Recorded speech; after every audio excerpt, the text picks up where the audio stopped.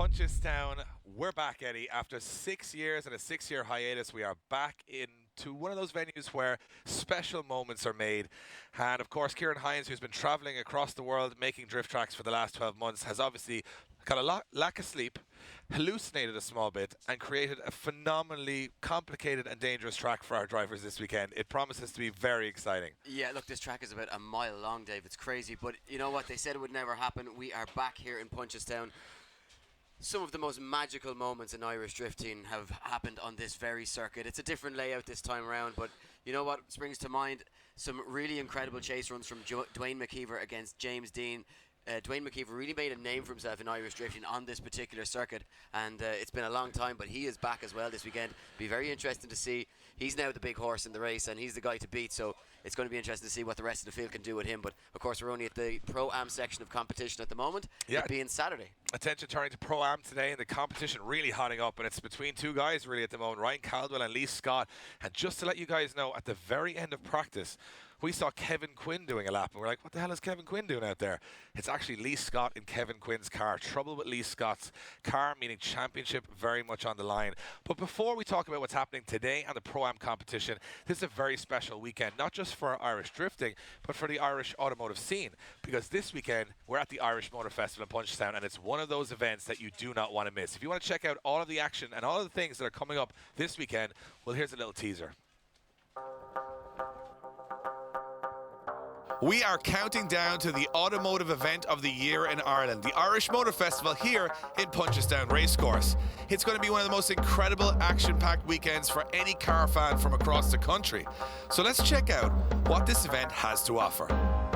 If your car tastes lean more towards the rare and exotic, well, the Prestige Car Hall is the place for you this weekend at the Irish Motor Festival. Lamborghinis, Ferraris, McLarens, private collections, cars that haven't really seen the outside of a garage in a long time, well, they're all going to be here for your enjoyment. This certainly will be a room with a view.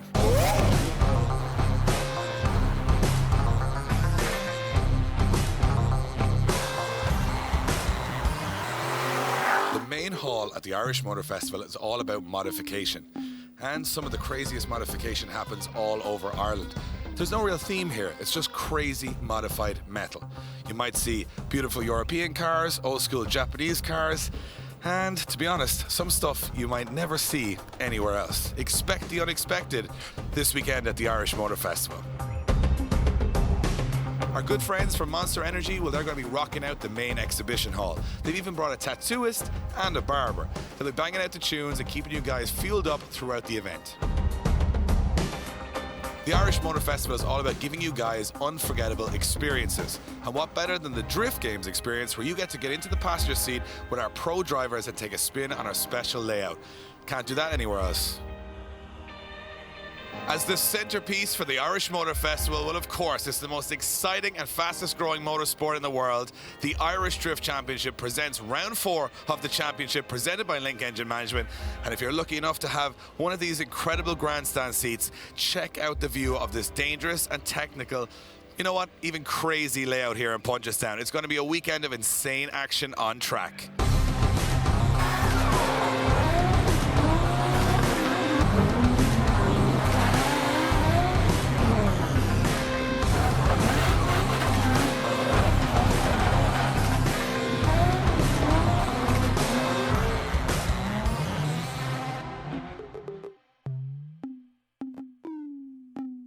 So there you have it, an incredible action-packed weekend ahead. And if you're a car fan, can you really miss this one? Tickets are available on the gate throughout the weekend, and believe me when I say it, you don't want to miss this. That very handsome man in the video said you just don't want to miss it, and it is going to be a special weekend for everybody involved. It's already starting to see Lamborghinis, Ferraris, show cars, drift cars all starting to collect here, including some of the main dealers from across Ireland. It's looking pretty spectacular for the main event tomorrow. But right now, we got to talk about firstly the Pro-Am Championship and who's going to make it through in the top 4 to that main event tomorrow. And of course, we're going to need some criteria, and we're going to need to talk to our judges. Our judges this weekend are Kieran Hines, Dan Moorhead, and Kevin O'Connell. And to talk us through this very, very complicated layout, which will definitely challenge all of our grid. Kevin, what's going to score that perfect 100 in qualifying? Thanks, Dave. So as you said, this is an extremely technical track and it's really going to separate the men from the boys. Starting from the start line, we want the drivers to accelerate up as hard as they possibly can because this is quite a short run up. For the initiation, it's definitely going to score higher if the drivers do a clutch kick or a feint entry, but we won't mark them down too much if they have to have a small dab at a handbrake. From there then, we want the drivers to maintain a nice wide outside line all the way from clipping point 1 all the way to 3. Once they get the rear of the car to clipping point 3, we then want the drivers to come away from the outside of the track slightly into the middle of the track and then a midline transition back out onto the outside of the second corner for clipping zone 4. From clipping zone 4, we want them to then come away from the outside of the track again into another midline so they can slingshot the car up into clipping point 5.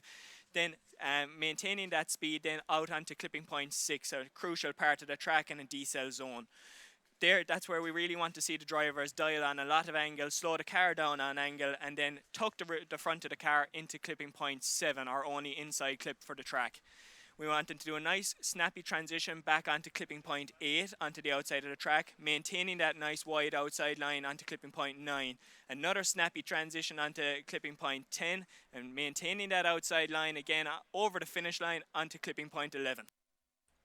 Well, there you have it. Kevin O'Connell talking you through this very interesting layout. And of course, before we get to the criteria of qualifying, we're able to, the use of modern technology, and one of our pro drivers, Alan Hines, who can actually design these tracks in the virtual world and drive them. I think it's unfair. He gets more practice than everybody else, but he actually can show us what that perfect 100 run is going to look like. And this is it. So you'll see, as Kevin said, it's a sort of a weight transfer entry through clipping zone 1, not on the wall notably, as you do head out to the wall at clipping zone 2. Then it's full throttle all the way to right in front of the grandstand at clipping zone 3. Deceleration a little bit here, not too much, and now it's all about these snappy transitions, which will be amazing to watch in the twin battles later on today.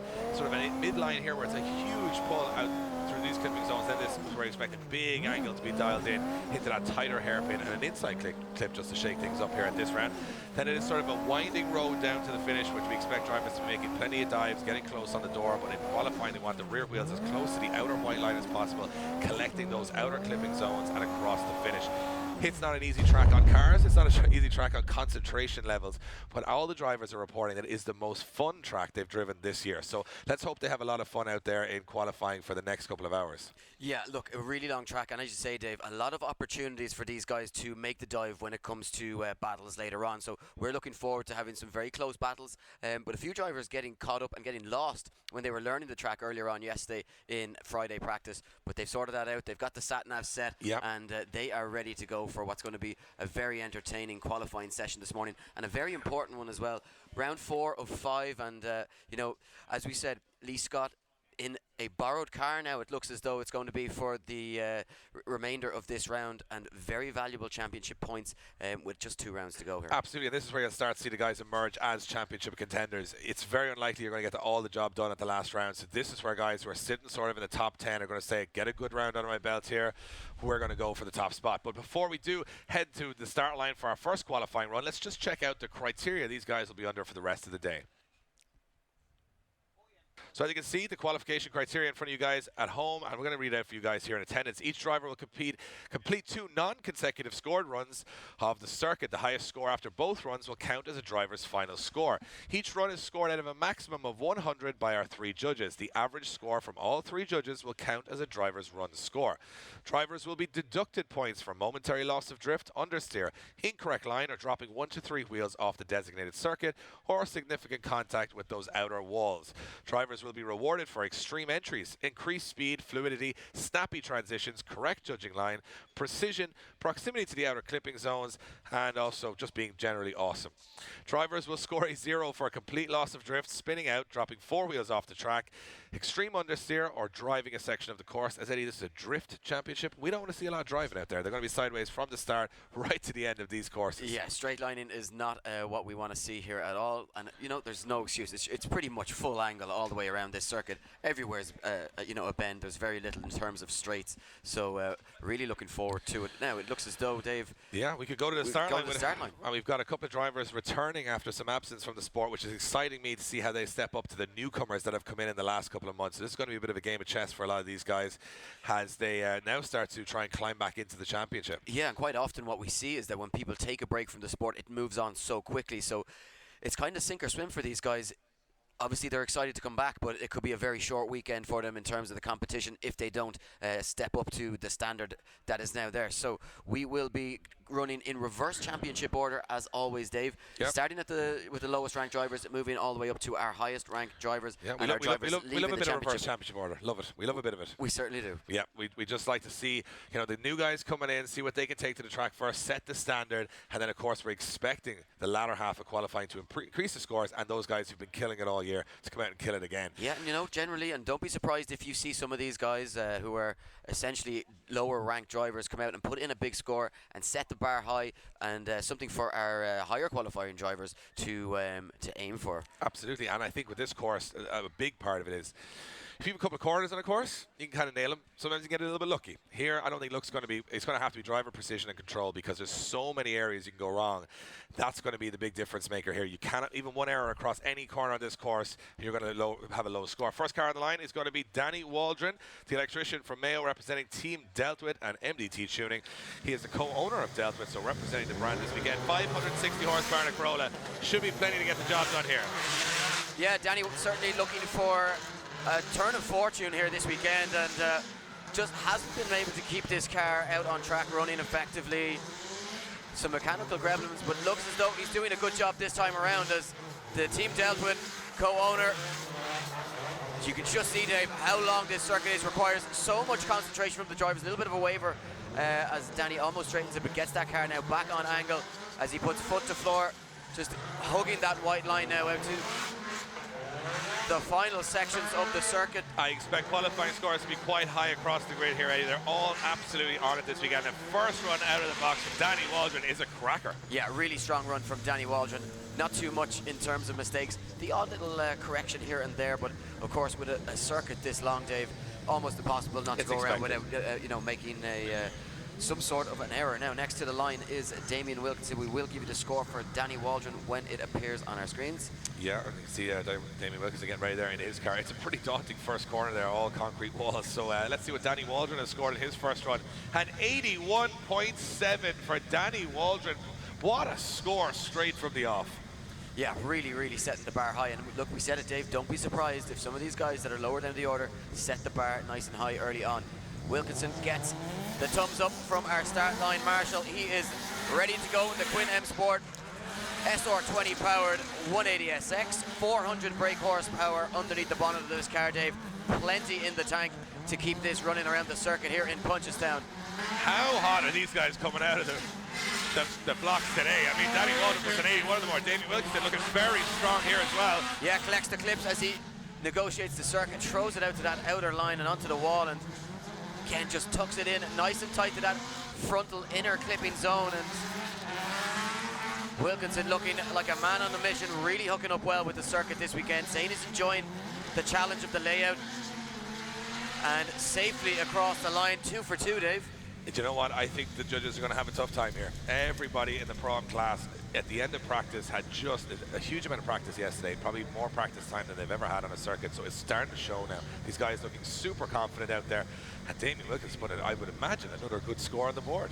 Yeah, don't be surprised to see that one, break into the 80s. Certainly a score in the 70s, I'd imagine. Oh, 69. So judges maybe seen something that we didn't. Yeah, well, you know what? We were noticing the judges talking about there, expecting the drivers to get all of the car into those clipping zones, and Damien at times just tipping a wheel in there. So that's not really going to score you very high. Next up, the man making his IDC Pro-Am debut, earning his license by finishing second position, my mistake, in Driftland in the British Drift Championship Pro-Am, gets his IDC Pro-Am license, and Andy Earle, the surveyor from Dublin, is going to take to the first ever lap of qualifying in the Pro-Am class. And he's coming in very hot. Coming in very hot, Dave, and one of the stars of that round in Driftland, Andy Earle, really showed us what he's capable of, and if he can produce anything like that type of form again today, we are going to expect to see him really challenging, and maybe, taking down some drivers who you expect to see finish in higher up the order towards the end of the day. Look at this, just nailing those clipping zones.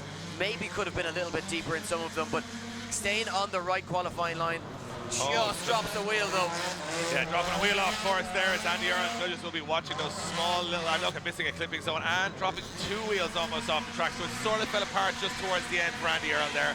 But a lot of positives from the first half of the lap that he can work on for the second. Yeah, and it just goes to show how difficult it is just to maintain the line and your concentration throughout this very long course, and 11 clipping zones throughout the circuit. A lot for these guys to try and master early on, but Andy Earl's certainly showing signs of confidence out there, and a few little tweaks to his drive should make a big difference. 61.7 for him after his first run. Not a bad start to qualifying for Andy Earl. Now we move it along to a man returning this weekend, Ali Farrell, the quarry manager from County Kildare. Yeah, says he's gone through 3 engines in this car in the last 12 months. Just been a really hard struggle to get to the line, but once he does get to the line, we know the talent he's got, we know the potential he's got, Eddie, and right now he's showing, look at that wide line going to the wall. Yeah, loves all things fast, does Ali Power, or Farrell rather, I always make that mistake. Ali Farrell, big into his motorbikes, and of course, competitive drifting, absolutely loves it. And one of the veterans of the sport here in Ireland, and he is making his way back to Punchestown this weekend. What an awesome looking car though, Eddie. I like that Nismo old school livery. This thing is running an SR 2.2 with a VB Neo head, and it's the only engine in IDC running nitrous setup, so this thing is a beast. And Alan Farrell crosses the line, and a very good job from him as he... Yeah, of course he is a quarry manager, and makes sense because he's stone mad, Ed. Oh. Yeah, it's beginning. So he is... You should be slated for that. Wow. Okay. That's End it there. End it there. Alan Farrell, great job on track. Good to see him back on the grid. I know he's had some tough times getting that car here, and it seems to be running perfectly now. So let's see if it's rewarded with a score of 64.3 for Alan Farrell. Puts him in the 3rd position. Scores a little bit sporadic at the moment, Eddie.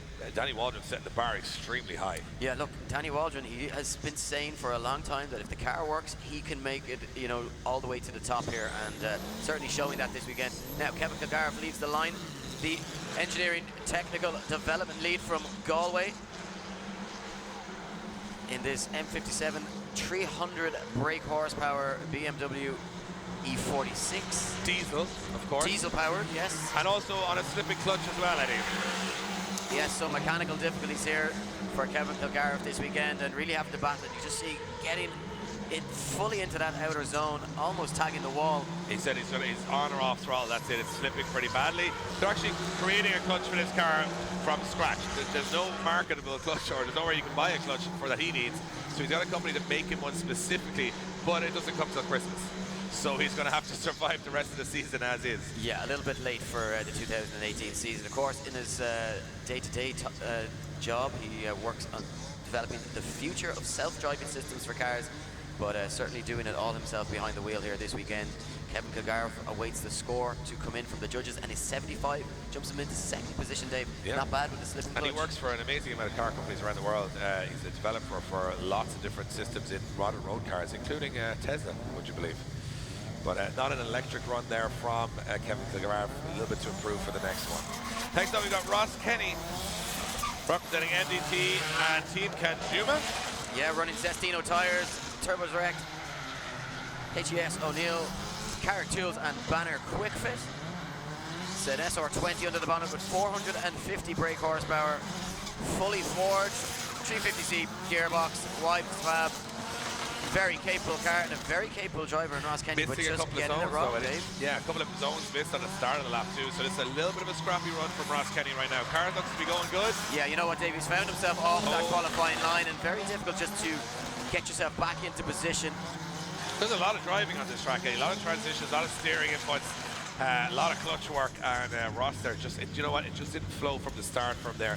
Saw some more positive runs from him in practice, so he'll know that himself. I'm sure the guys will be on the radio saying, you missed a couple of zones there, Ross. It's not going to help your cause. The garage manager from County Clare is going to have a little bit of thinking to do. I'd say that one probably will drop into the lower end of the bracket.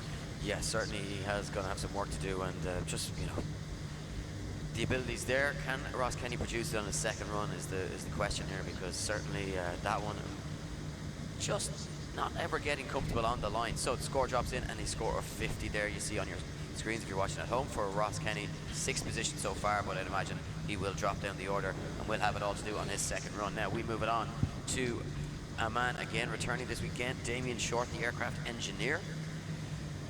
And a very white car. And Yes. he's very clean, looks great, but he's had a couple of brushes with the wall at round 3 and here in Punchestown. David Short, as you mentioned, the aircraft engineer, Yes. SR20, 400 horsepower, going very wide to the wall and very aggressive, hammering the limit around that first corner and looking very aggressive. Yeah, you might be more accustomed to seeing him driving a AE86 Corolla, but he switched that out. He started driving this S14 and just here feathering that throttle nicely and collecting those clipping zones very well. This is looking like a tidy run from Damien Short on his first run of qualifying here in Punchestown.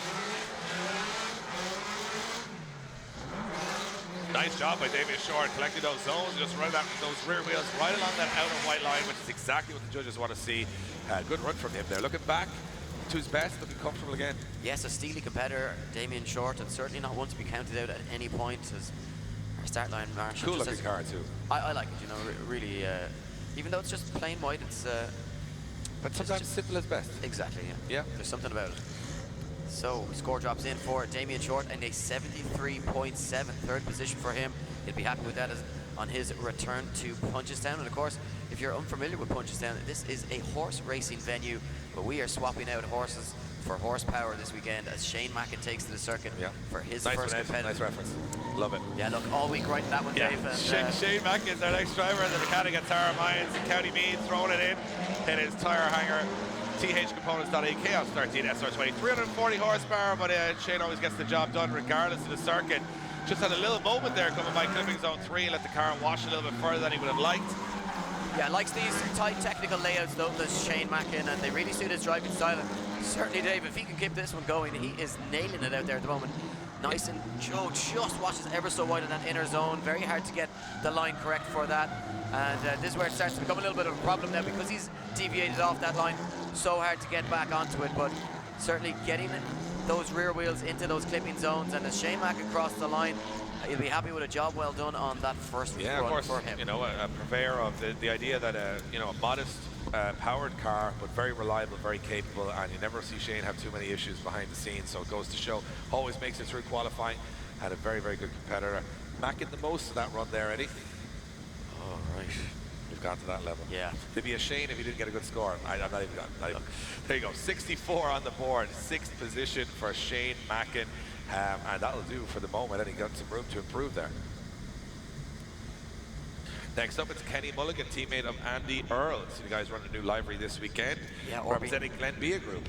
Yeah, and Tire Tech, driving style and Elite Autos. RB25 underneath the bonnet of this S14. 400 brake horsepower, big ECU, Borg Warner turbo, Wise Fab. The list goes on, and just maybe not getting out as wide to the walls as he'd like to. Yeah, a little cautious, a little tentative there, but you know what? It's okay to be cautious and tentative if you're in a car that looks this good. You got to remember, of course, first run in qualifying, these guys just getting out, making sure they put a score on the board. They will push that little bit harder on the second run, and Kenny Mulligan doing a nice job. He is collecting those clipping zones, Dave. Maybe just, if we're being picky, could be a little bit deeper in some of them. Yeah, as you see Kenny now on that big switch through the center section, but a little bit early on the transition, completely misses that outside zone, and that's going to hurt his score. And as we see, you know, some of these drivers looking good early on, and if it was a shorter track, maybe, you know, we'd see the scores being that little bit higher. But with that extended section of the circuit, these guys have to maintain that concentration, maintain that line, and just, I suppose, keep that commitment all the way around the circuit. Absolutely. 64.3 also for Kenny Mulligan, 5th position at the moment. And remembering this track designed for extremely good twin battling, so qualifying is a tough game because this is where we're trying to find the best lead drivers so we can throw some chase drivers at them later on in the day. Tommy O'Neill sits on the line, the welding fabricator from Laois, representing Doreen Tyres and Turbo Ireland. This guy never holds back. Look, 10 years experience behind the wheel, doing IDC events, and 300 brake horsepower underneath the bonnet of this car. Maybe an underpowered car for some circuits, but certainly plenty in the tank for this Punchestown layout. And Tommy O'Neill, Dave, looking very comfortable right now. Yeah, connecting the dots here as he takes it wide to that big pull onto the wall. It's a very wide run there, as you can see, as he tags along that. Nice job. just tugs that white line as well. Almost looked as though he was going to drop some wheels off the track, but just negotiates it perfectly. And Tommy O'Neill in the runnings here for a big score if he can maintain this and cross very the good line. run A very from nice Tommy line. O'Neill. Really impressive stuff. Important to remember that, you know, we watched some of the twin battle practice yesterday, and we've seen cars go the whole track here without being more than a foot away from the lead car. Incredible action ahead today and tomorrow at the main event. Tommy O'Neill, look at that, 78.3, second position for him so far. Not a bad first score. That's going to settle the nerves. Yeah, look, really showing exactly what he's capable of, and you know, it should be enough to get him in the game, but he'll certainly come out in the second run to try and up that. Now we move it on to one of the craziest graphic screens on our grids. Martin Green, this 1JZ powered S15, 360 brake horsepower underneath the bonnet, representing Turbo Ireland, Durham Tyres, Central Hygiene, Print Central, R&P Service and Repair. Just started his own business, Welding Solutions IRL, so if you need any welding jobs done, make sure and hit the guys up and support our drivers, help keep them on the grid. And Martin Green, oh Dave, a big straight and gets it all out of shape, and you know what, I wouldn't be surprised to see a 0 on the board for that error from Martin Green, and he will have it all to do on the second half of qualifying, and not the sort of pressure you want. 2 runs is all these drivers get in order to get themselves into the main show. And you can just see Martin Green furious at himself as he punches the steering wheel as he heads off circuit. And very unfortunate there, Dave. Not what you want to see on your first qualifying run. It just builds up the pressure, doesn't it, for the second run? And again, you've got to remember, drifting is it's 34.3 for Martin Green there. 11th position at the moment. We've got a lot of drivers to cycle through, but very important to remember that, you know, the pressure on the second run sometimes can make or break a driver, you know, and especially if you know you've only 40, 50 seconds to get the job done. A lot of preparation for essentially what is a very short amount of time to show your talent. Yeah, certainly. So we move it on. Next driver on the line is Keith Bart O'Shea from Laois, representing ABC Clutch, Cooler Works, Just Jab, Sticker Business, and Westlake Tires. 2.5 JZ underneath the bonnet of this car, Dave, with 500 brake horsepower. Certainly no slouch. Let's see what Keith O'Shea can do as he leaves the line and prepares himself for his first qualifying run here in Punchestown at round 4 of the Irish Drift Championship. Yeah, brought to you by Link Engine Management. Doing a nice job there, staying wide. Just came away a little bit from Living Zone 3 along the wall, but connecting the dots here and doing a good job of, again, it's a lot of work on the steering wheel. If you remember that how many revolutions the steering wheel is going to have to do across one run, it's pretty crazy. Yeah, Keith O'Shea in the game a long time, so very used to these long and technical circuits. Obviously been around the IDC scene for a long time, and you know what, Dave? From where I'm sitting, this is looking like a very nice run here from Keith. If you just get it through the final clipping zone and across that line, and he certainly can. Not bad, a little bit on-off power at times. Yeah, and actually we're just hearing from the marshals that Keith's reporting a puncture in one of his tires just before he left the line, and decided to do the run anyway on one tire. You can see that, there you look at that. He just did a whole run on a punctured tire. So impressive to get a score on the board with those disadvantages. Well, probably just added a little bit more grip to the car. Or a lot less as the tire moved around on the rim. But either way, Keith Bart O'Shea doing a great job putting a score on the board. Look at that, 75.7 with one tire completely almost flat. Dropping those PSIs down nice and low. Yeah, to 0 PSI. See, yeah. That's the new one, Ed. That's the new one. 0 PSI in the tires. It's the future. Yeah, no beat blasters anywhere in the pits. Just control them on. Now, next on the line is Robin Neeson from Ballymena in County Antrim, representing Fleet Cool Refrigeration. I just love this car. It is insane. Oh, he almost, I mean, this car is about 78 feet long, but it looks like he's having issues out there. Got the line wrong. You know what? He came out here, it was the first car in practice yesterday, and because everyone else was sort of half asleep getting their cars ready, he did 4 runs in a row, and they were perfect. So I was thinking, Robin Neeson's looking good out there, but he tagged the water, went a little too deep, maybe trying a little too hard, and it threw him off his line and threw him into a spin, so a 0 on the board. Yeah, really trying to impress the judges early on, and just confirmation there, a 0 for Robin Neeson from our 3 judges, Kieran, Kevin and Dan, and that will mean it all to do for him on his second half of the run. So we got to go and move it on to the next driver who is getting ready to prepare himself for his first qualifying run. It is Harry Kerr, the 14-year-old student from Antrim, representing AK Drift Repairs, Care Recovery and Repairs, Leany car dismantlers. Oh, we have an issue, big issue straight away. I think it looks like he has no drive in that car at all. And I was about to say he had the car in the world when he came off the line there, but all of a sudden, There's definitely, it seemed like a gearbox issue or a drive shaft issue. I'm not sure exactly what happened, or a diff issue, but the car would not move. So, yeah, to be honest, it sounds, broke a half shaft. Broke a half shaft. Yeah. So there you have it, and a 0 on the board. And hopefully the team will be able to get that one back up and running. Yeah, well, if you got a BMW on that grid, you got plenty of half shafts in the van. That's the way I see it. So Guaranteed. they'll get back out. And Harry, a very, very good competitor. I'm sure the student from Antrim will be back in action soon. Next up, Darren Spencer, man who lit up the Irish Amateur Drift Championship in the off-season and has been struggling to find as much form here in the Pro-Am class. Obviously running a lot less power than a lot of the other guys on the grid. Just 100. Look at this line, Dave. Just hugging that white line the whole way around and full throttle. You can see very little smoke. As you mentioned, quite an underpowered car, but line perfect so far from Darren Spencer, the 19-year-old apprentice mechanic. He's representing Bradley Motorworks, Chris Hughes Photography, O'Donnell International Transport, Bradley Tyres, MD1K and End Tuning. This car actually has, you know, the same horsepower as my Jeep, Eddie. That's how hard he has to pedal this thing. Yeah, I was just going to say less horsepower than my road car, 180 brake horsepower underneath the bonnet. So you can just imagine how hard it is for this guy to pedal this car around the circuit. And what a great job. And what a great job. A very impressive run. Amazing stuff from the apprentice mechanics, just 19 years of age. You know, from my perspective, it goes to show you don't need all that horsepower out here. This track can be done with 180 horsepower, and I think that score will prove it. Yeah, but you do need talent. Certainly Darren Spencer not lacking talent, and will we see a good score from him? We're certainly expecting one, Dave. And here it drops a 78.7 and second position for Darren Spencer. So you can get up towards the 80s with, you know, 180 horsepower on the grid in the Pro-Am class. Going to show that it's talent above horsepower and grip here. But horsepower and grip is the next man's favorite part about this car. It is Punchestown Studios' judicious business owner of PH Components of Slane and County Meath, and he's got 680 horsepower. And look at the angle he's pulling here into that first corner. Yeah, RB25 underneath the bonnet and huge angle. Very impressive style from Paulius as he just fires this car around the circuit. Now gets on the throttle and brings it nicely out to the, oh, actually looked as though he was going to get out to that wall zone, Dave, but just shallows up ever so slightly and missing that zone, but getting back into it here as he sends it nice and deep into the final teardrop section of the circuit. And Paulius, you know what, not the perfect run, but certainly giving the judges something to think about. Absolutely, plenty of style, plenty of smoke, plenty of aggression, but a little bit off some of the perfect qualifying line, which of course the judges are going to be leaning heavily on.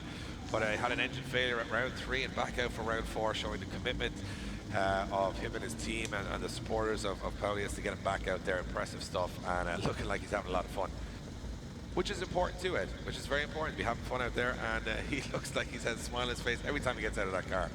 And there you have it, 60.3, 12th position for Paulius Judicious.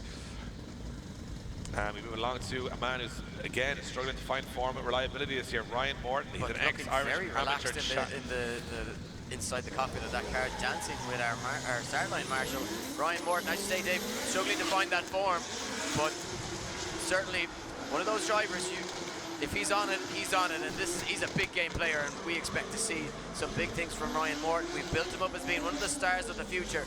Can he reproduce what we've seen from him in the past here this weekend? Plenty of pace in this run too, very aggressive. I expect to see him pushing out to those outer walls. And Ryan, a very technical line driver also. It's a new build from this year. He's had some teething issues with it. And you know what, I think all those teething issues can affect the way you perform at an event. It can make you not relaxed. It can make you, you know, just not able to concentrate on the driving. And look at this, no issues with the car here at the moment, and Ryan Morton nailing the circuit there, just showing us exactly what he's capable of. Absolutely, representing Motorsport 56. Morton's coaches from Ryan, he's an ex-motocross champion, he's an ex-Irish amateur champion, and now trying to find his feet in the pro class this year. 78 on the board for Ryan Morton, puts him in the 4th position. Not a bad start to the weekend. No, would you believe he's also quite good at trampolining, Dave? Really? Yes. It's not going to help him here. Well, unless he wants to bounce off the walls all weekend. It might help his bounce back ability. There you go. Nigel Moody's up on the line next. Yes, site engineer from County Kildare. Been competing for 5 years. SR20 under the bonnet, 400 brake horsepower. And Nigel Moody bringing it to Punchestown here this weekend to try and get himself into that hunt for a championship and into those top few spaces. What can he do? Looking very fast on the circuit so far, Dave, as he chose on big angle now, tries to Just bring that nose back in nice and tight on that inner zone. Just a little bit wayward there, Eddie. Just snapping on transition. He had to settle the car a little bit, and yeah, just coming off line again. You know, he's inside those lines, but he's just off the clipping zone. So a little bit of work to do to tidy it up. But Nigel, that car just always sounds so incredible. Yeah, look, all the ingredients are there for Nigel Moody. He just needs to whisk it up. And you know, he's won an IDC Pro event in the past, so it goes to show he's got the capability. Just let's see if the start wasn't probably perfect there, but from watching his practice and stuff, he's well able to put in a huge run. 63.7 though, nothing to be sniffed at. 12th position for Nigel Moody so far in the standings. Move along to another youngster climbing the ranks, Dylan Garvey, younger brother of David Garvey, who they've already met in competition, and David, the older brother, saying, you know what, not your time yet, buddy. But Dylan looking very strong for a season. He's only 18 years of age in this SR20, 449 horsepower. Yeah, representing Deltmouth here this weekend. Only been competing for 2 years, Dave, and already an IADC champion, and making the jump up to that semi-pro category this year. Yeah, representing Bailey Machinery sales on the car. And Dylan looking good so far. Line is really, really well good. Look at that, getting very close to the wall. And this car, of course, has a long history, owned by Wesley Keating back in the day, and this thing has done a lot of track days, had a lot of fun, seen a lot of walls, and won a lot of trophies. Will Dylan collect some more this weekend? And look at the way he's driving right now, Eddie. He looks confident. Interestingly enough, this very car was driven at this very track at the first ever event that I witnessed. That's very interesting. Way back when? Way back when. That was 40 years ago now? 40 years. 40 years ago, yeah. 40 years unbeaten streak in Ireland now, yeah. 400 years. And look at this, top of qualifying is Dylan Garvey with an 83.7. Wow, big run from Dylan Garvey, setting the scoreboard alight. Now a man with a smile on his face here this weekend and every weekend, Tomas Falvey, podiumed at round 3. Played with the big boys in the pro class. What can he do here this weekend? He says he's enjoying himself, but he just needs to settle the nerves. Oh, very risky to the wall there from Falvey. Yeah, Falvey enjoying his driving at the moment, and why not when you can pilot this incredibly built S15 around the circuit. A really great team behind Falvey. He's here representing Drift Games, Mobile One, Burke Lubricants, the Trailer Company, Moose Design, Specialized Welding, D&M Sport, and RH Construction. 550 brake horsepower, RB25 underneath the bonnet, and a crazy car. And you know what? Falvey came to play, Dave. Falvey came to play. You know, I did a sneaky twin battle run with Falvey yesterday. You know what happened? He beat me. So I was feeling like Falvey was on form, because I'm very good. Yeah. Let's just let you know. I've seen you drive. I'm very good. They stopped you from driving. They said, you know what? He's too good. Yeah. That's what they said. But Falvey yesterday, he was hands down better in that battle, and it shocked me. I was shocked myself. So let's see what he scores on the board. 82.7, second position narrowly for missing Tomas out on top Falvey. spot. Wow. Scores are starting to creep up, Eddie, and a couple of guys in the 80s now. This is what it's all about. And I don't mean in a neon sort of Top Gun way, I mean in the scoreboard way. So we move it along to Paul Kennedy. Driving with a brand new steering setup here this weekend, Dave. So just getting used to the way this car handles, but certainly looks as though he's getting used to it quite quickly. Representing Z-Tex tires this weekend, McKeown's Garage, DM Alignments, White's Trailers, Carb Oil, Fiat Sport, Automotive, and Mileage tires. Look at the angle he's just pulled there on that clip. Insane angle from Paul Kennedy. And just comes off that qualifying line though, starts to miss a couple of clips. But getting it back now out to those outer zones, and again a massive angle, and that new steering setup certainly working its magic for Paul Kennedy. Yeah, Paul claiming the car definitely had more hits than the Beatles, and but it is a very light car, 120 kilograms, to be some car, 1,200 kilograms, and making it work there. I'm looking forward to seeing his second one later on. Yeah, certainly 5th year competing in the IDC, and maybe just haven't seen that consistency throughout a full season from Paul Kennedy. Yeah, moments of brilliance. That's the way Paul Kennedy is, and then moments of crashing into things. That's kind of the balance, but there is moments of brilliance there throughout. So I think that was a taster of what's to come from Paul Kennedy. Look at that, 65.3 on the board, 11th position, and as you said, Ed, missing a couple of those zones, costing him big time. So next driver on the line will be David Garvey, brother of Dylan, who we've just seen. And he would have to, yeah, he would have to top his brother's score to go top. 83.7 from his brother on the board. That's going to be weighing on his mind. Certainly will be, and you know, a little bit of brotherly rivalry there. He's represented, of course, dealt with Suffolk Plant Tire, Mad Racing, BM Auto Works, Everything Drift, and Billy Ryan Tires.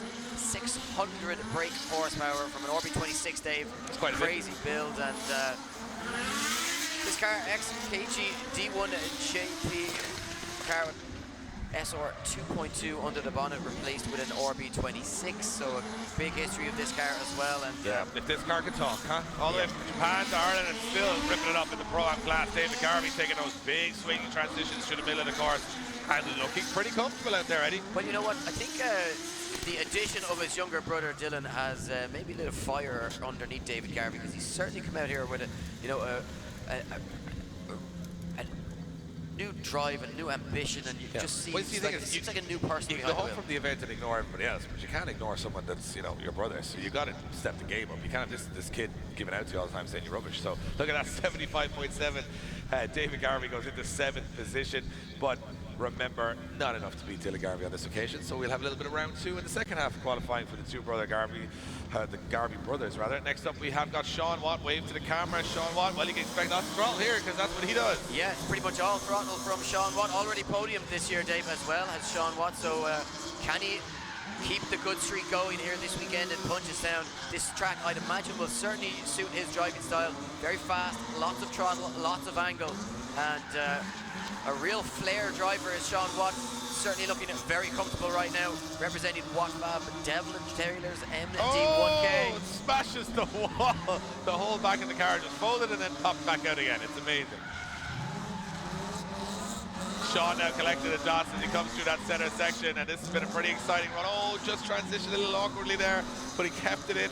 And a great run, definitely the most entertaining run so far, Sean Watt. He had the rear window touching the wall there, and all the car just bent in and then poof, popped back out again. Yes, an interesting fact that this car is actually a 5-door, believe it or not. No, go away. A 5-door? That's what he says. Well, he nearly lost the rear door, or the boot, on that run. 78.7 for Sean Watt puts him into 4th position so far. And you guys over in the grandstand must have a great view of that wall run as we come along. Next on the line, we have going from a sort of underpowered BMW to all of the power, 800 horsepower in Shay Rogers, refrigeration engineer from Derry's Toyota Supra. Had a lot of mechanical difficulties and failures, but whenever this car is working, he is right up there in the mix. I'm going to go out and say, Dave, I never, and I don't think I ever will, get sick of looking at this car. It is just unbelievable. And you know what? Shay Rogers behind the wheel of this thing, when it is working, it's just crazy to watch. And hard to watch though, Eddie, because you can't see him because there's that much smoke from the rear end of the car. He just disappears from our view here in the tower instantly as he comes by. Yeah, but luckily the guys that see it live have their cameras set up in the most perfect positions all the way around this circuit, so we can see exactly what's happening on our monitors. And we will, of course, have a big monitor here tomorrow for all of you guys in attendance to watch. So Shay Rogers completes the first run. He'll be delighted just to be, the car is running. I mean, Shay has broken pretty much every part you can break on a drift car this year. So he said at this stage now, there's nothing more to replace. It should work. Yeah, if you follow Shay on Instagram, you'll just see constant videos of him working on this car. So, you know, when it is working though, he certainly knows how to steer it, and we await that score for him on his first qualifying run. Will it see him well up the order? A 76 puts him into 8th position. So we are moving through the grid quite quickly here and moving it along to our next driver, which is Francis O'Shea from County Clare. 2JZ underneath the bonnet, 600 brake horsepower. Incredible car and an incredible driver. Oh, what I'm just about to say, incredible driver, but he seemed to have a mid-shift or something just went wrong there on maybe a gear change issue. Yeah, problems there for Francis O'Shea, but gets that car back on power and back running, and as you say, Dave, could have been just a misshift possibly from Francis O'Shea, and that's going to really heavily hurt the score. I think it's a gear change issue again. I think he's having transmission trouble here, Eddie. Changing down a gear there seems to be an issue, and changing up a gear on the initiation seems to be an issue, so that could be hampering him massively in the car, and it's definitely going to hurt his score. Dropping almost 2 wheels off the track there towards the finish as well. He's shaking his head in the car, not happy That car, which has run perfectly all day yesterday and this morning, now giving issues just when it matters. Yeah, certainly probably head back to the pits, you'd imagine, and check out the setup of that car, and maybe just fiddle with some of the different ratios and see if he can, arrange to have that car just to be driven in one gear if he's having transmission issues. So very technical, Eddie. Impressive. Yeah, look, I've been studying some stuff. Reading, yeah, doing the things with the wheels and the cars. Yeah, reading the words, So we wait the score. I think it's probably going to be down the order. Yeah, zero. Too many errors there for shut Francis down a couple of times there. If you're watching it on the live stream, make sure you let us know where you're watching from. We love that. Where are you watching from? Who do you think's going to win? What's going to happen? Are you coming tomorrow? Let us know. Do you like drifting? Do you even like it? Are you just watching this because you can't afford Sky Sports? Is that what's happening? Here we go. Shane Reedy throwing it in. Shane has been one of the shining stars in this championship this year from County Clare, representing Gordon Road Tyres SR20, 380 horsepower. Look out! I can take the Gordon Road Tyres sticker off and drive this home. Amazing looking car. Leave the sticker on. I'd still drive it home because it's a practical car. And yeah, look, as you say, Shane having a very good season, looking very comfortable throughout the campaign. He just needs a big result, I think, to give him that confidence and to bump him up the order and really put him in contention. Certainly not the run he was hoping for on his first attempt at qualifying here, as starting to miss some of those clipping zones, maybe just not getting as deep as he'd like into some of the ones that he is hitting. But sometimes, Eddie, it's very difficult to be, to worry about precision when you're looking that cool. It's just difficult to multitask. You're trying to look cool, you're trying to be out there driving. It's tough. You're trying to balance both. Yeah, look, God only gives you a certain amount of gifts and talents. And and Shane Reedy's one of those gifts. He's building very cool cars. I'll give him that. But also his talent, I would expect more from him because I think he's going to come out and kill the second run. Okay, so 70 on the board. That's a very good score from Shane Reedy. Puts him in the 13th position. And I expect big things from him. I saw some great runs this morning from him. I'm expecting big things. Now, Jack Shields sits on the line, and we're hearing David, no power steering. So no power steering. I'm not there to assist him I with the presume steering it broke. of the car. He didn't just throw it out of the car. Yeah, so, it's not like he's upgraded or decided to downgrade for... Throws in that first corner. So far, so good. Look at that. Running that outside white line, but a little shy of the wall run. But you know what? Getting into those outer zones, Dave, maybe not as deep as you'd like, but certainly doing his best with the tools at his disposal. 270 brake horsepower underneath the bonnet. It's just a standard engine and clutch. Oh, bouncing off the Racing wall. coilovers. Oh, and it cost him. That's where the power steering came into play, I think, is that he went at so much angle he just couldn't pull the car back onto opposite of the correct lock, and he had to pull off the circuit. Big hit with the wall, and big hit at the wall round 3, and in Dundee he beat ex-UK champion Shane O'Sullivan. And I'm sure Shane will say, look, okay, we get it now. You've mentioned it 40 times, but that is a big achievement. Yeah, it'll be one that Shane will want to forget, and Jack will want to, I suppose, keep reminding him. But that'll be a run. On the mantelpiece, yeah, that's a run that Jack will want to forget, though. A 0 on the board for him, and we got to move it on to our next driver. We're creeping up the order nicely. Dean Crozier awaits the go from our marshal on the start line. Now this thing has a lot of power, so much power, it's constantly trying to rip itself apart because Dean has broken a lot of dips, cam shafts, and gearboxes, but when it runs, it's insane. Yeah, 600 horsepower to be precise. 1.5 JZ under the bonnet. A really cool car, and you know what? Dean Crozier, one of my favourite drivers on the grid. I really love his style, and just to say it, Dave, he starts to drop wheels off the track. He's absolutely hammering this car right now. No mechanical sympathy whatsoever. I think that's as much smoke as we have seen laid down on the circuit today. Lakeland Tyres represented. UE brake lines, Wilson, Lendrum and wires, wheel painted. And you know what?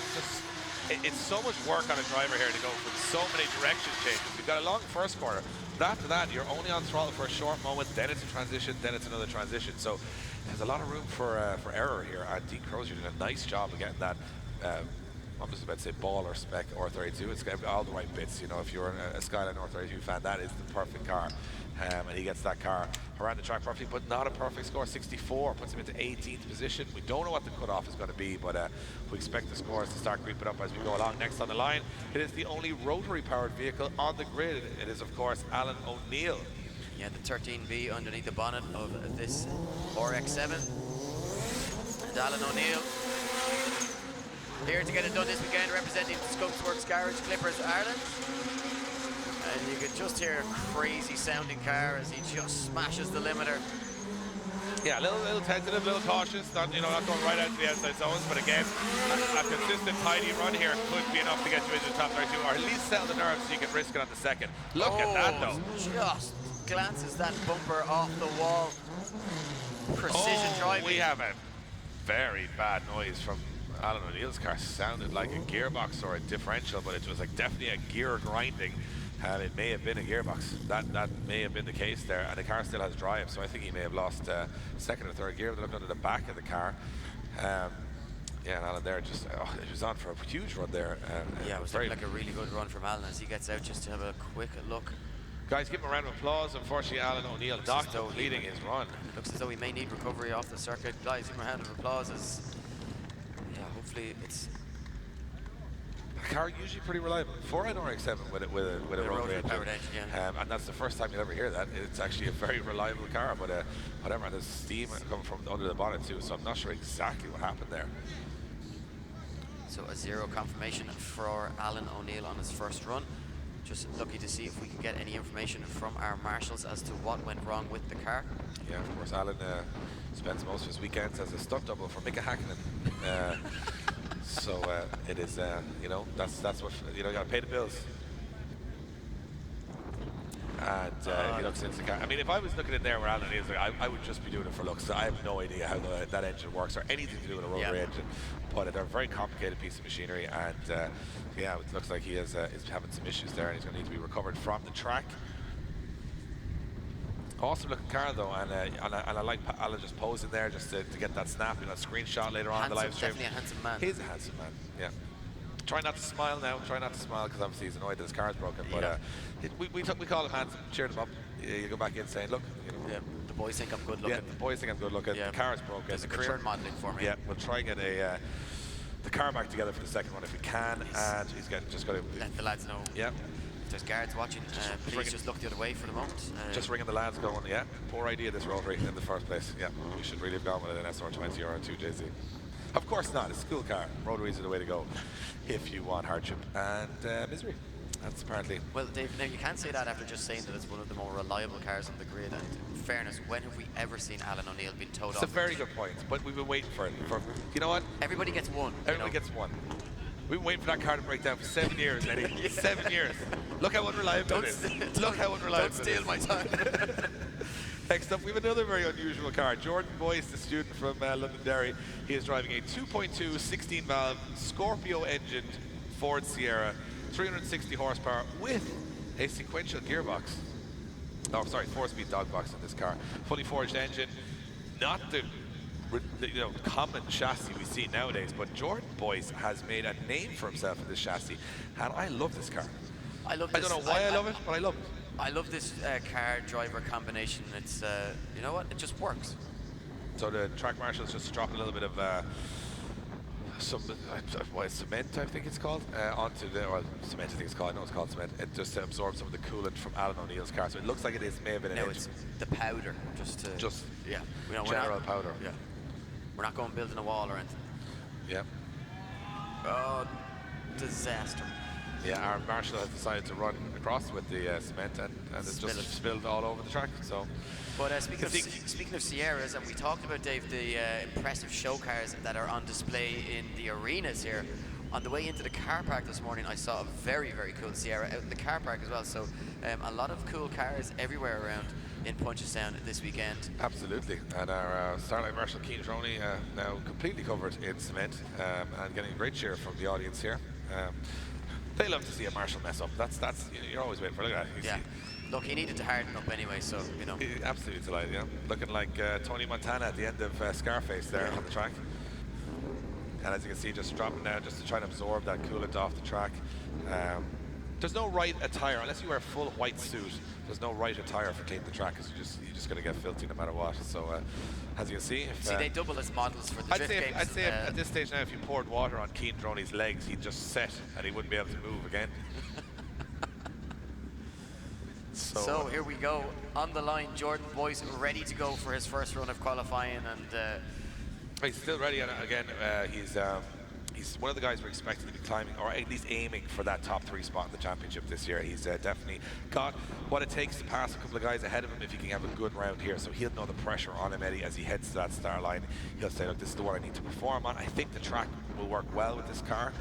He's running smaller tyres, but grippy Westlakes, he's running those 15 inches. And I think watching the guys yesterday, it seemed to be, you know, that kind of a setup that was working really well. So let's see how he goes. Yeah, again, look, I think for Jordan Boyce, it comes down to the consistency and producing it every round. Certainly we know he's capable of a podium finish if he can get it together, and doing a nice job so far, Dave, keeping that car on a wide line.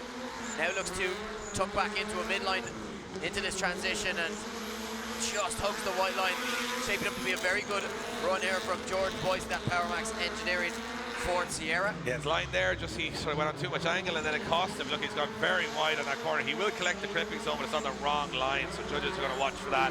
Almost pushed too hard, Eddie, and everything else almost perfect. So just one section where he made some errors. It looks like now he's going to finish this course with a lot of confidence. And if he can dial back a couple of those mistakes, I think he's going to be right up there for the second half of qualifying.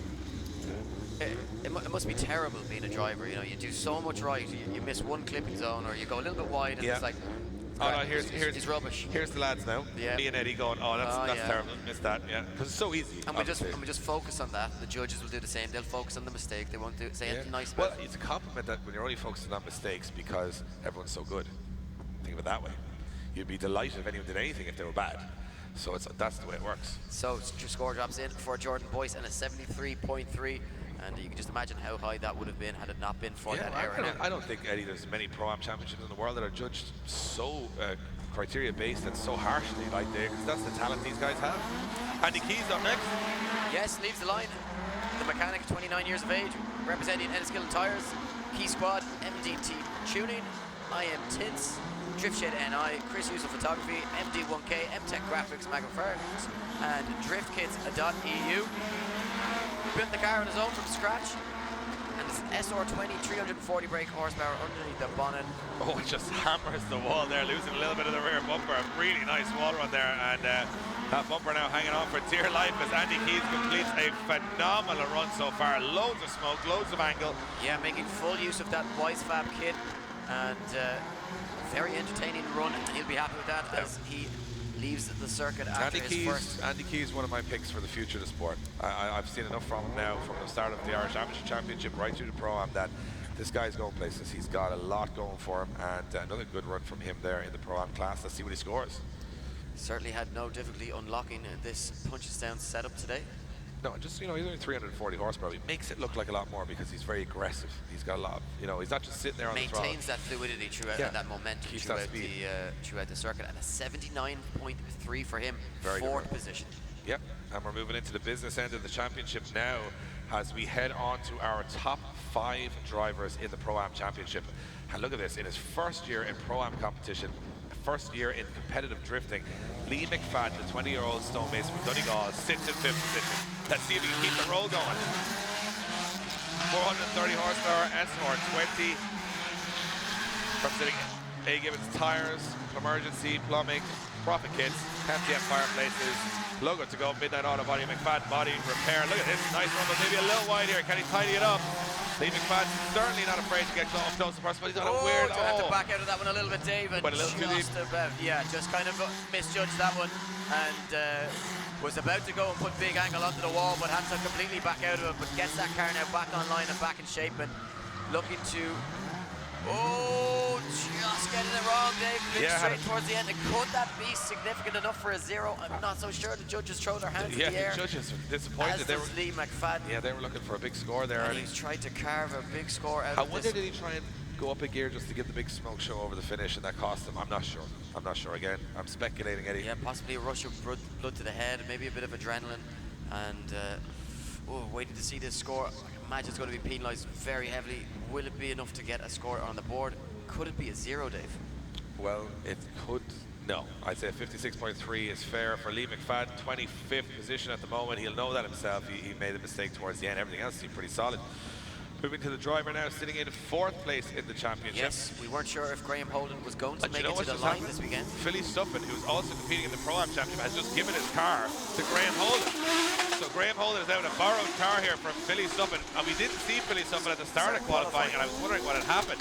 He has eliminated himself from the competition to keep Graham Holden in the championship fight. That is what it's all about. Look at the angle though, oh! And it looks like a lack of practice in this car is going to mean Graham Holden to keep his championship hopes alive. We'll have it all do in one run. Yeah, of course, this car was out in this morning's practice session, but unsure, was it Graham Holden or was it Philly Suffolk driving it? So the machine driver from Waterford will have one run to stay in the championship, essentially. That's going to be exciting coming up later in qualifying. And we move on to a man having a dream season. Mr. Neil Dunn, the heating contractor from Leisure, representing MDT Tuning, Team Kanjuma, Sestino Tires, Carrick Tools, Heating Engineer Supplies, Group D, Turbo Direct and TH Components. He was commentating on the Irish Amateur Drift Championship in the off-season, and he's learned a thing or two, because he's come back this year, one of the shining lights of the Pro-Am Championship. Check out his vlog and series online. It's a very entertaining look behind the scenes of an amateur drifter climbing the ranks. Neil Dunn. Yes, sitting in third position, a Look podium how at happy round he one. is. He's so casually relaxed, waving at the cameras. He's always smiling, always in good form. Let's see how he gets on here. So the car is working, he's working. But let's see if we can touch the judges for a good score. Yeah, a lot to be said for a driver enjoying their drifting. They can be a very dangerous competitor, and Neil Dunn looking very quick out on circuit at the moment now. Can he make this tight, snappy transition?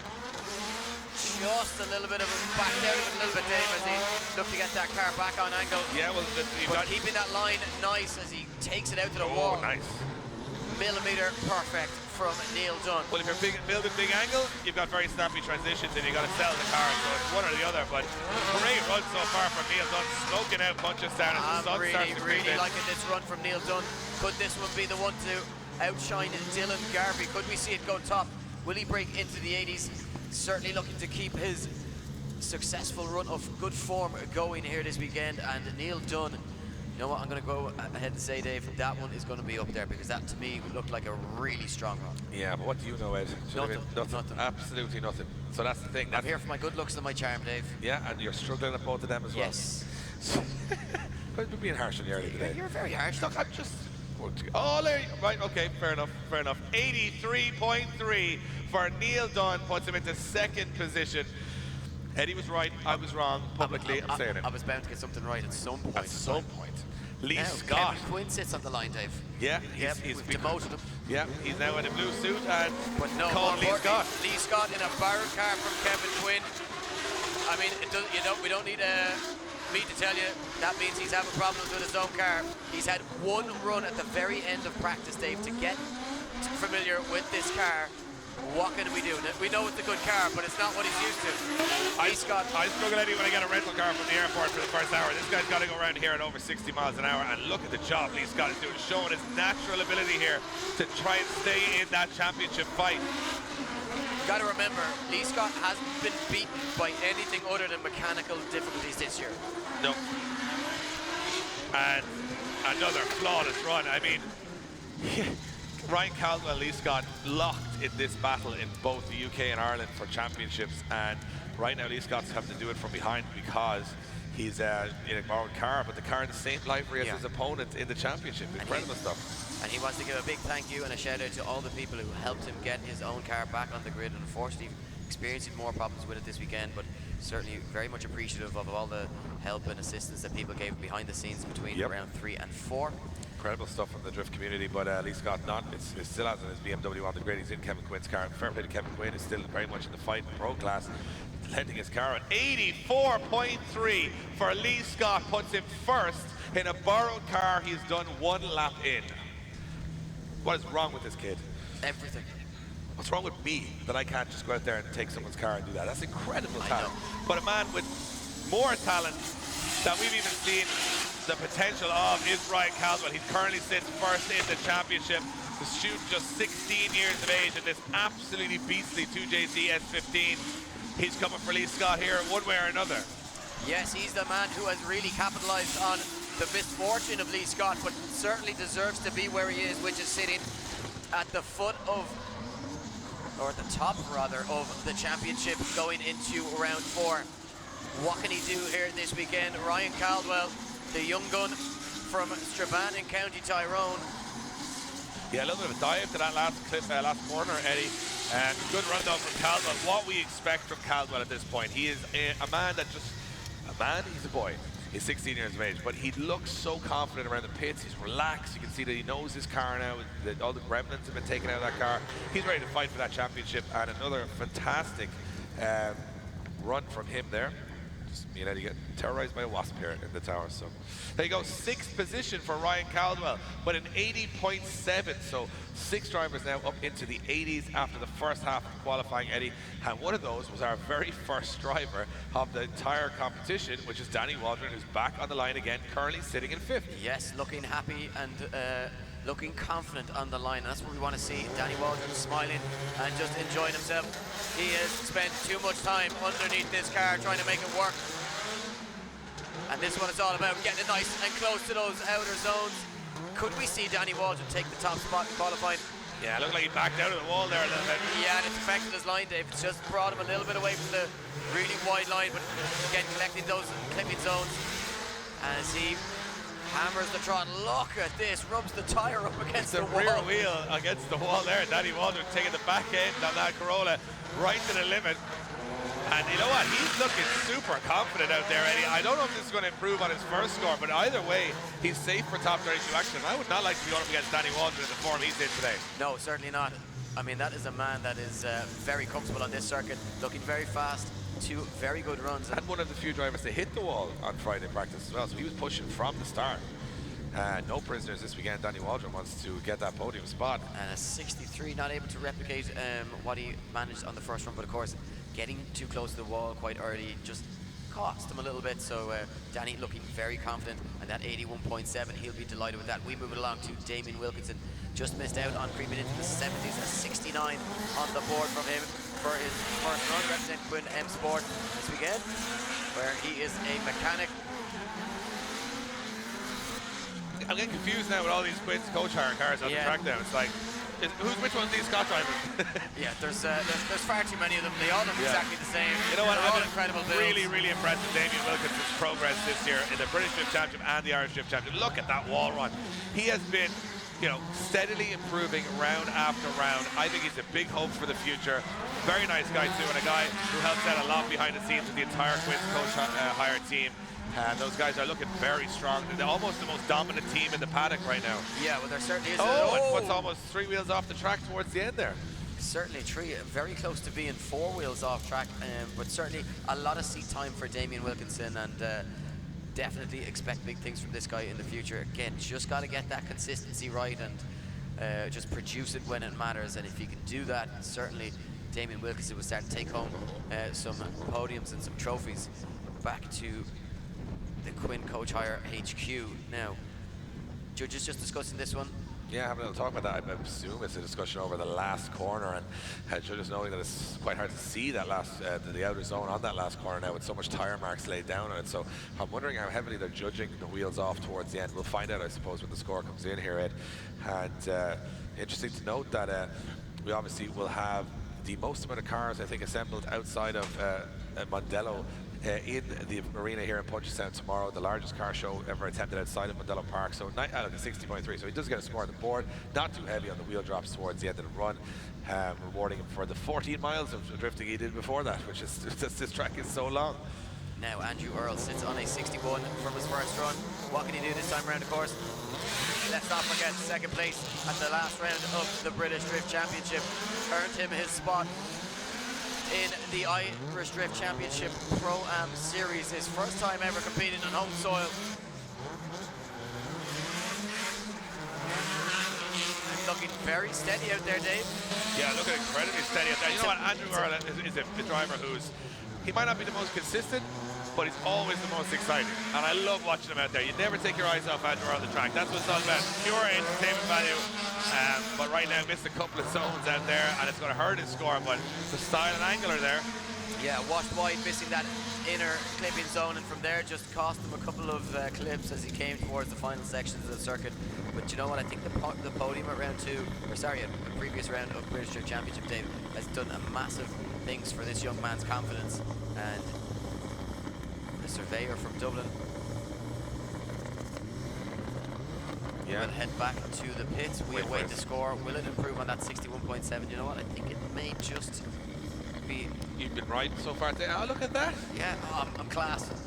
Andrew Earl proving Eddie Power right again. Yeah. I mean, it's been a strange morning. I'll probably be a judge by the end of the weekend, I'd say. I wouldn't go that far, but you might even be able to understand what's happening on track. Just like me, we don't have to bluff it as much anymore. Next up, Alan Farrell. Oh, thrown in and having issues. It seemed like an issue with the car there, just shut down a little bit, but now it's back on throttle. He had a very solid first run, but just a little on-off throttle. And this car, as I mentioned before, built SR 2.2, nitrous, spraying into that engine bay, and it's just a crazy machine when it works. And right now, it looks like he's got full use of that horsepower, but just a little offline. Yeah, just can't get that line right. And Alan Farrell, I'm not sure the engine just didn't seem to sound like it was idling properly when it was on the start line, Dave. And maybe some issues and some gremlins there that he's driving around. Will this be enough to improve on the 64.3 from his first run? Hard to know, missing some of those zones, and the ones that he did get into could have been maybe that Very little bit aggressive sounding car. It's sort of scary sounding on idling. I'm not sure if it's meant to do that, but it does sound scary. If it is, it's very cool, but I'm not sure. And let's see what Alan Farrell scores in a second run of 52.3, so stays in 21st position for the moment with a 64.3 from his first run. Kevin Kildare, Mike Fitz named this car in the Irish Championship Popemobile because black and white smoke comes from all sides. It's a diesel-powered BMW. And Kevin Kildare throwing it in, always a very aggressive driver in this car. And you can hear him just absolutely pit with such an unusual note when it's on full throttle because, of course, this is a diesel, very low rev range. But plenty of torque and plenty of power. Yeah, very nice line through that midsection now from Kevin Kildare. And you just hear a little quick kick at the clutches. Tries to keep that power down and that car on forward momentum. And here comes the black and white smoke. And you know, it's almost like he's supporting Kildare here this weekend with the black and white represented. But he's in Kildare. I mean, he could try and get the home fans on his side. But, yeah, judges liking that one, and a little bit of a shout from one of our judges there. Yeah. It was a reaction, which means that usually it's either very good or very bad. So let's see what we Certainly scores. didn't look very bad No, to me. that's what I was thinking. Is it enough to improve on a 75? Maybe ever so slightly. Maybe, Dave? yep. Maybe, you know, I'm not making. You might want to stop while you're ahead of predicting the scores. Okay, let's see if what he does score. Kevin Kildare, judges, if you're wondering how it works, they put it in. Oh, look at, does he improve? Kevin Kildare goes top of qualifying with an 84.3, putting him into first position. Well, could this be the first time ever a diesel car will top qualifying in an Irish drift event? Anywhere. It's all happening here, and it's all happening on the Starlight because John O'Hare missed his first run. Yeah. Exactly, Dave. Didn't have that first run of qualifying. We don't know what exactly caused him to miss it. But he is back in the line. Let's hope there's no issues there for the Westlake driver representing Quinn Sport, Elite Autos, Driving Style, and ECU Master. Has to do it all on this run, Eddie, and that's a very difficult task, but looking good so far. Yes. Looking very good. Just comes off that outer zone.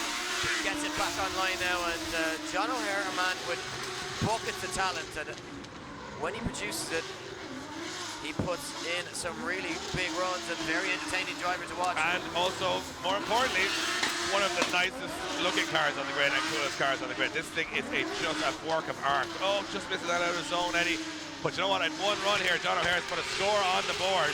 Yeah, and you can even see the throttles being hammered over the finish line in relief because he's had a long weekend of practice. And imagine, first run you miss it, you've only 40 seconds to get the job done. John O'Hare puts a score on the board. I think that might be enough to creep him into the top 32, which you'd be happy with. Very aggressive run from John O'Hare, and judges will look at that and say, you know, that's something that they want to see, and they will reward it.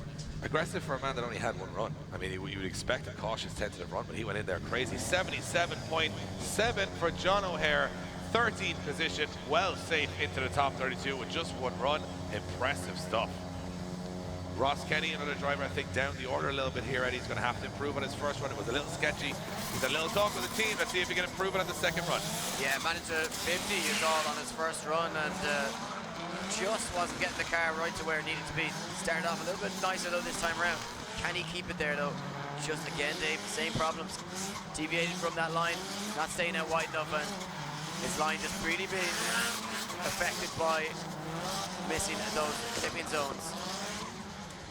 Yeah, just not getting it right at all. Washing wide there as he comes through that upper section of the circuit. Of course, a very bumpy circuit as well. Oh, he's off the track. Off the circuit, 4 wheels off track. What happened there? Just locked up and we put 4 wheels off. That you can see the gearbox issue. Maybe looking down. Anytime the driver looks down, Eddie, I've learned that it's definitely a gearbox issue.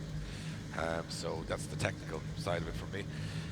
But yeah, so a 50 on the first run, a 0 on the second. He's still inside the top 32. A lot of zeros out there, but it's close. You know, look, nervous moments. You got Martin Green, who's outside the top 32. You have Harry Kerr on a 0. Robin Neeson on a 0. You've got a lot of guys there that have their second run to come, and they'll be looking to put themselves in the mix now. Damien Short leaves the line. No issues for him on his first run. A 73 on the board for the aircraft engineer. What can he do this time around? Looking to improve on that, but again, just not getting as deep as he'd like into some of these outer zones. Doing a nice job though, getting the car around the circuit and looking very consistent, just rubbing that wall as he comes through that section. And Damien Short, you know what?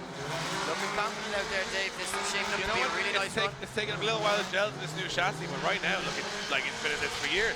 Crazy good run from Damien Short. And again, another guy looking very confident and secure of a top 32 position and looking good for the battles. I can't wait for the battles later on today, Eddie. You know what? They're going to be really exciting. I think the drivers are excited and happy to be back in Punchestown here. They're loving the circuit. It's a really long circuit. There's a lot of driving in, a lot of work for them to do, but it's laid out so good for battle action, and these guys are already nailing it. It's going to be close later on. And you know what? I'm not going to be one to try and make predictions at this point as to who is going to finish high up on the podium. I think we may have an unpredictable event ahead of us, Ed. I think By the so. way everyone's driving, I'm looking forward to it. 77 improves his first score. Damien Short puts him into 14th position. Now, Shane Mackin sits on the line. Shane Mackin loves these tight technical circuits. Sits on a 64, Dave. A really good run on his first run.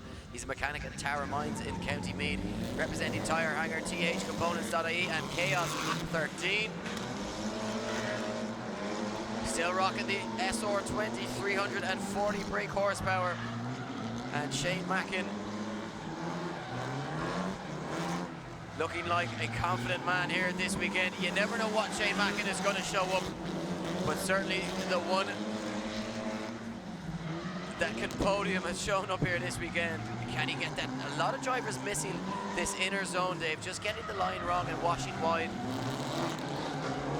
But Shane doing enough to recorrect those errors, get it back out to that wide line, and takes it safely across the line, but again just shallows up before the final clipping zone. Just about to mention, Eddie, that the course quite fluid except for that tight hairpin. That's where it's really testing the drivers. You've got a long pull down there, you've got to get right down to the end of that on full angle and then make that inner clip. So that's going to be a make or break part in the battles too, when both cars slow up dramatically. It's a deceleration zone, so that'll be an interesting one to watch as the event unfolds. 68, Shane Mackin improves on his first score, puts him in the 21st position. And a very important thing to note that there is going to be, you know, I think the battles here are going to be really decided on risk reward as they go along. I mean, a lot of places to chase and dive. Kenny Mulligan now leads the line from his second run of the competition, and he had a good run, 64.3 on his first. A little bit tentative, but this time coming in a little bit harder and getting a little closer to those walls. Look at this, getting right out there. Yeah, looking really good here from Kenny Mulligan. And you know what, Dave? We talked about this man as being a one to watch talent for the future, and certainly showing some signs of that talent here in Punchestown. Yeah, one thing to note here that might not be very obvious when you're watching, even on the live stream, is how bumpy this course is. It's a lot of bumps. It's a big, huge slab of tarmac, and it's not perfectly laid out. There's shores, there's drains, there's manholes. Yeah, a lot of humps and hollows on this circuit, and just Kenny getting a little bit wide there, dropping a wheel, and not too big an error, but certainly something that the judges will pick up on. But yeah, a very bumpy ride for these guys, and they really got to strap themselves in. Especially trying to rock that stance like Kenny Mulligan. It's just, you build the car nice at the stance and low, and then you put it out on hollows and bumps. Yeah, it's certainly going to be a stance dance out there with all those bumps and hollows. Nice, I like that. The stance dance. Or the stance bounce, as the case may be with a lot of these cars, saying that they're just hopping around the track and trying to stay, the steering wheel jumping around in their hand. So an extra challenge for them this weekend. Of course, we never said it would be easy, Eddie. These tracks are all meant to challenge drivers and push them to their limits, and that's exactly why Kieran Hines makes them so difficult. Kenny Mulligan now awaits his score from the judges. Yes, will he improve on that 64 from the first half of qualifying? Oh, almost matches it. Another 64 for Kenny Mulligan, almost a carbon copy. 23rd position is where he'll stay for the time being. And we move on to our next driver, Tommy O'Neill. I'm expecting a crazy run here. Well, you know what? He's safe, a 78.3 on his first run, Dave, so he can push the boundaries that little bit further on the second half of qualifying. Look at that, so aggressive. You can just see the car is just, it has that lean forward. Oh, we got a bit of understeer though. Yeah. As he came through, you can see that bump is so severe after that third clipping, so he's got a little bit of understeer. You got to get back on it now. Tommy O'Neill on the big push. This is absolutely flat out full throttle to the air wall a little bit early, but makes it work. But pushing wide, can he get the car around? Just barely. Just see how much difficulty these guys have just trying to bring that nose back around. But you know what? Tommy O'Neill looking like a man possessed at the moment. So fast through the circuit. Great job though, finishes it in style, and Tommy O'Neill, another guy looking very comfortable out there. And you know what, I'm very impressed with such a technical, difficult track, how great these guys are driving, and also showing how much seat time they're getting over the 4 rounds to now move. Well, you know what, Dave, I think this has been some of the most exciting driving and the most exciting qualifying session that we've seen from the Pro-Am so far this year.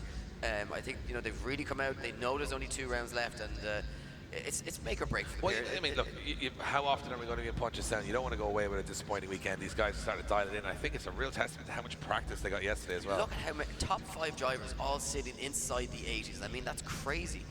And you know what, only on their first run. So I expect, you know what, I'm going to go out there and say we might even see a 90 before he finished Pro-Am qualified today, which would be an incredible testament to the rising talent coming through the ranks here. Now, we spoke about Martin Green needing to produce. He sits on a 34 and he sits on the start line waiting for the go from our marshals. We are just awaiting the score for Tommy O'Neill. And it's a 64.3 for Tommy O'Neill. So not able to better that first run, but a 78 on that first attempt, Dave, has him well up the order. Yes, it's a great run from him on his second run. Now, Martin Green, as you said, under pressure here, though, and he has to perform. Got 40 seconds to get the job done. Has the machinery, has the talent, but it's got to all come together in 40 seconds. Any mistakes here, and it's not going to bear well from him. So our marshal's just getting ready on the track to make sure that it is 100%. It's a lot of ground to cover this weekend for our marshals. Yes, and our judges just having a little bit of discussion as well, Dave. As not sure exactly, you can't hear what they're saying, but obviously they've spotted some things that they like or don't like, and they're having a discussion about it, just mulling some things over. And of course, they would be in contact with each other throughout the event, and throughout the qualifying session and the battles, just kind of seeing how drivers do different things at different points of the circuit, and having just a little bit of a chin wag about that. So Martin Green, you can see, looking cool, calm and collected, and very focused behind the wheel of that S15, ready to take to the circuit. He knows he has it all to do here to get himself into the game. Does he have it in the locker to produce it when it matters? Martin Green puts foot to floor. Oh, and a big error. 4 wheels off, Eddie. 4 wheels off. Something's and not right. Yeah, look, the end of his weekend, Dave, very unfortunate, but certainly seems to be issues with that car. I'm not too sure what way our cutoff is at the moment. Well, at 34.3, I can imagine won't be enough regardless. Yeah. So I'm not sure what went wrong with Martin Green's car. There was definitely a mechanical issue, nothing he could have done about it. So, yeah, he'll hope for better fortune at the next round. So just he's make in 31st position. Wow, okay. I was right on that occasion, Eddie. So, you know, one for me, 4 for you. We'll keep the scoreboard up. Next thing, it's going to be Keith Bardochet on the line. He had a puncture on the last run, and it's still got a score. Well, yeah, look, he got a score, but it was only 75.3. It was pretty average. Incredible stuff. Yeah, look, it was a bit of art from Bart. Can he reproduce here with a bit of air in the tyres? And looking good so far. He looks very comfortable out there, Eddie. Would it be great if he put in a worse run with air in his tyres? Yeah, he'll now have a very tough decision to make for the battles later on. Take all the air out of the tyres. It's much more competitive. Look good though, pushing wide. Look at that, hammering the limiter and just scraping the rear bumper almost on that outside wall. I love that corner. I love that shot. It's amazing here in Punchestown. And a little tentative on the transition there. I was talking to Keith yesterday. He was down here with his little boy, and if you get to meet Bart's little boy, ask him to do donuts. It's very cute. Oh, it's taken after his dad. Taken after his dad from an early age. I don't know if that's a good thing or a bad thing, but financially, it's a terrible thing. It's a terrible thing. But I think from perspective of like father, like son, I'm sure that kid's going to be out there spinning around in carts very soon and out there trying to get himself a car before he's the age of 18, like all these young kids. Yes, absolutely. It's guaranteed. So look at this, an improvement. 78.3. So it does go to show that it's important to have air in your tires. Yeah. Just 3 points more important to have air in your tires. Yeah, like it's not much. Like. No, it's just a minor difference. So we move along, and this is Robin Neeson, a man I picked for one of the higher finishers on the qualifying. He's on a 0, Dave. That's on a 0. Robin Neeson needs to improve. A lot of sleepless nights, a newborn in the family.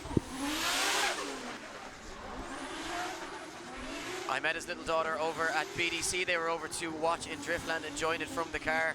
And but he has swapped the passenger seat for the driver's seat here this weekend, and he is trying to produce it when it matters. It needs a big run here, David. Well, he needs more than a 30-point run to get himself into that top 32. Yeah, he's a little bit offline there, but he's still in the game right now. Misses the clipping zone, so it's scrappy towards the top end of the section. But you know what? If he can finish this one off, he should put a score on the board and see himself in. Oh, don't go too far off the track. And he keeps it together. Oh, Robin, what are you doing? Just making it difficult for our Certainly judges making there. it difficult, and you know what? Probably one of the more difficult chassis to drive around this tight technical circuit. But a lot of transitions. great for the whole family. I mean, you can get a couple of baby seats in there. Get everybody in the back. Yeah, it's a big car, plenty of storage. Lots of space in the boot. I mean, imagine the amount of shopping you could fit in there. I know. And again, those cars are probably not originally designed to do what they're doing now. 62. And a 62 from Robin Neeson. 28th position for Robin Neeson, so he's a nervous wait to see if that's enough to get him into the top 32. But right now he is in the top 32, so he's given himself a fighting chance with that run, which had some moments of greatness and some moments of mistakes. So now we move on to another man who scored a 0 on his first run, Harry Kerr, breaking a half shaft coming off the line. Let's hope he doesn't do the same thing. Yeah, leaves the line in that E46 M3 BMW. And, you know, you said you were about to say he didn't have a care in the world on his first run, Dave. Let's hope he doesn't have a care in the world after this second run. Yeah, right now looking very good, though. We've watched Harry progress dramatically through the ranks here in the last year. A future star in the whole drift scene. And, again, with just 340 horsepower under the bonnet, M3 engine, having to scream this engine around the track, but doing a great job. So I look at technical he is on that outer line, Eddie. Really impressive stuff for a newcomer to the sport. He's just 14 years of age. Yes, but he does have 3 years experience of drifting. Started competing drifting when he was 11 years of age. How does this happen? I don't know. Like, where are they drifting at 11 years of age? When I was 11, I wasn't even allowed to touch the keys of a car. Never mind, you know what I mean? Even still, I wasn't allowed to touch the radio in the car at 11 years of age, never mind go out there practicing. Harry representing AK Drift Repairs this weekend, Care Recovery and Repairs, Leany Car Dismantlers, Parts Doc, Top Dog, DD Autos, Dent Tech and IMF. And is the youngest competitor on the grid. He's the youngest competitor on the grid now that Conor Shannon's an old man. Harry Kerr steps in as the youngest driver on the grid. Yeah, he's started claiming his pension as Conor Shannon very recently, so a big day for him. He started playing golf and, you know. Yeah, to a mortgage and everything else. Look at this, an 81.7 from Harry Kerr, jumps into 7th position. I mean, how is an 81.7 only good enough for 7th position in Pro-Am? This is heavy stuff now. Big scores coming in, and I am massively impressed with the talent here today. This is going to be an amazing day of Pro-Am competition. Now, Dara Spencer sits on the line. He scored a 78, didn't break into the 80s on his first run. Can he score in the 80s on his second run? He's starting out nicely. Look at this big impact with the wall.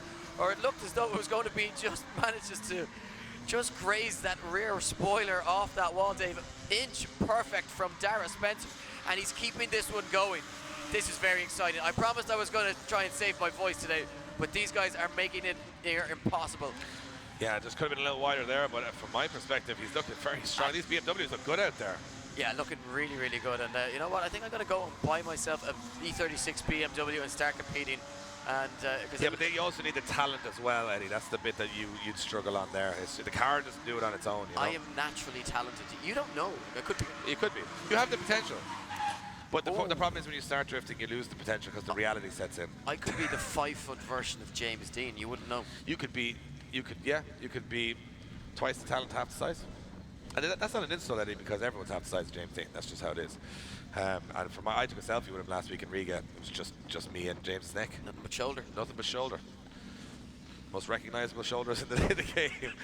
Let's see what Dara Spencer scores, though. 72.3, not enough to improve on his first run. Stays in 10th position, but an impressive session for Dara Spencer. Definitely into battle action later on. Confident out there, and you know what? I wouldn't like to be battling him later on this afternoon. Another man I wouldn't be too fond of battling, Paulius Judicious, the business owner from Slane in County Meath, a 60.3 on the first run. Representing Rapid Design, TH Components, Tyre Hanger, Autofab, Ground Wires Ireland, Van Express, Car Sport Point, RB25, 680 yeah, brake he's horsepower. having trouble here, though, Eddie. He's had a very stop-start run into the first corner. He's missed a couple of clips, and not the perfect line so far. Yeah, things not looking overly smooth for Paulius at the moment, but look at the smoke he creates as he throws it out nice and wide to that wall. Can he pull it back in? No, he can't. Yeah, just almost avoiding the clipping points out there at times is Paulius, and it's going to leave him with a lot of work to do for the last section here. Does Yep, tidy you know up, what? though. Yeah, certainly does. Nails the last section.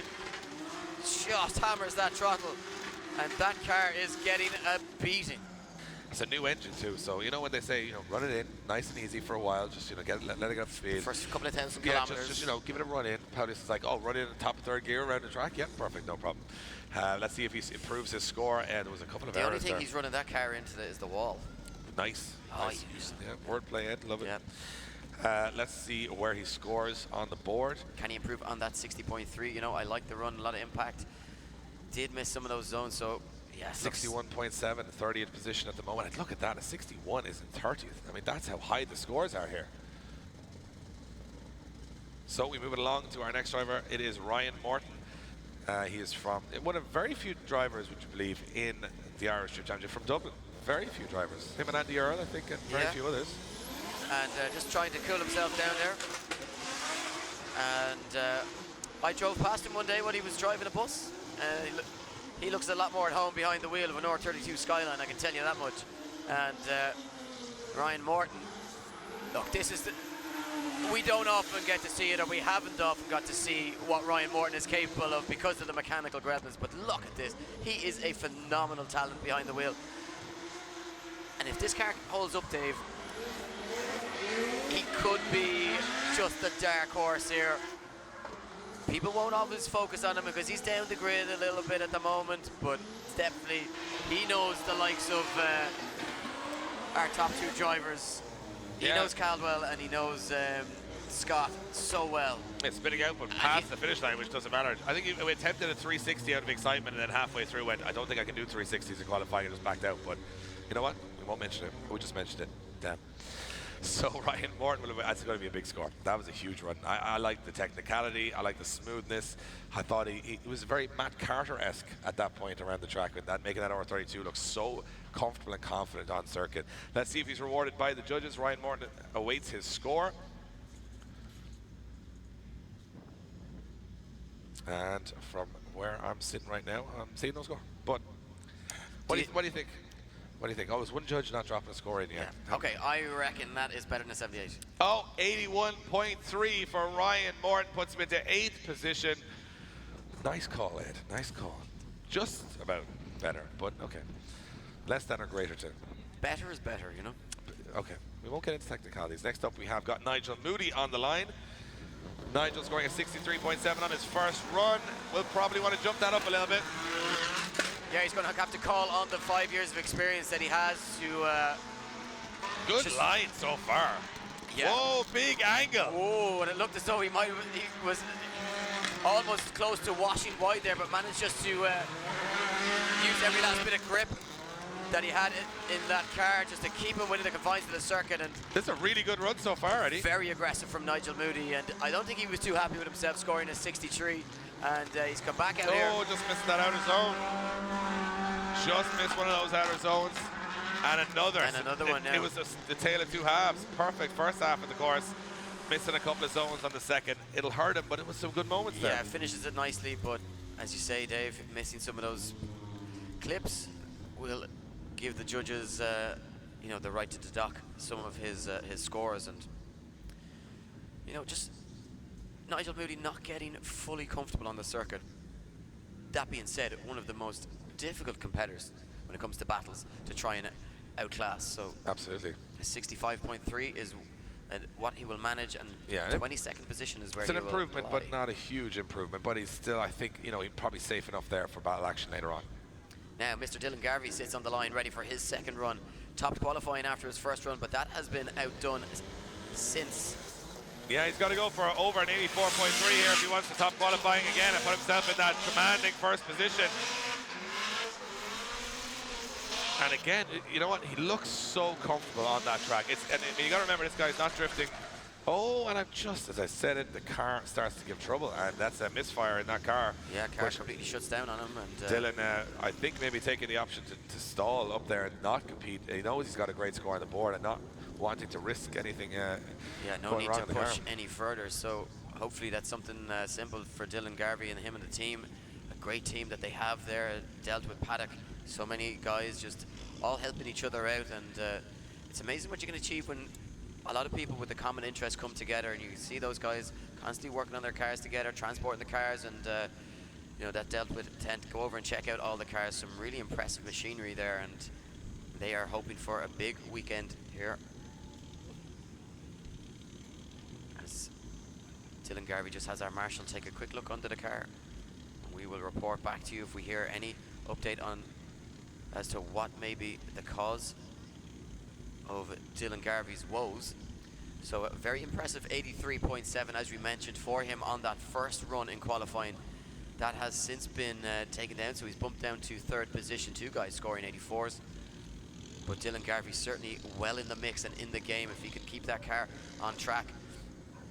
Shaping up to have a very positive and strong weekend as we look to the line and we see Tomas Falvi, another driver scoring in the 80s, an 82.7, representing Drift Games at Mobile One, Berkeley Lubricants, the trailer company, Moose Design, Specialized Welding, D&M Sport, RH Constructions.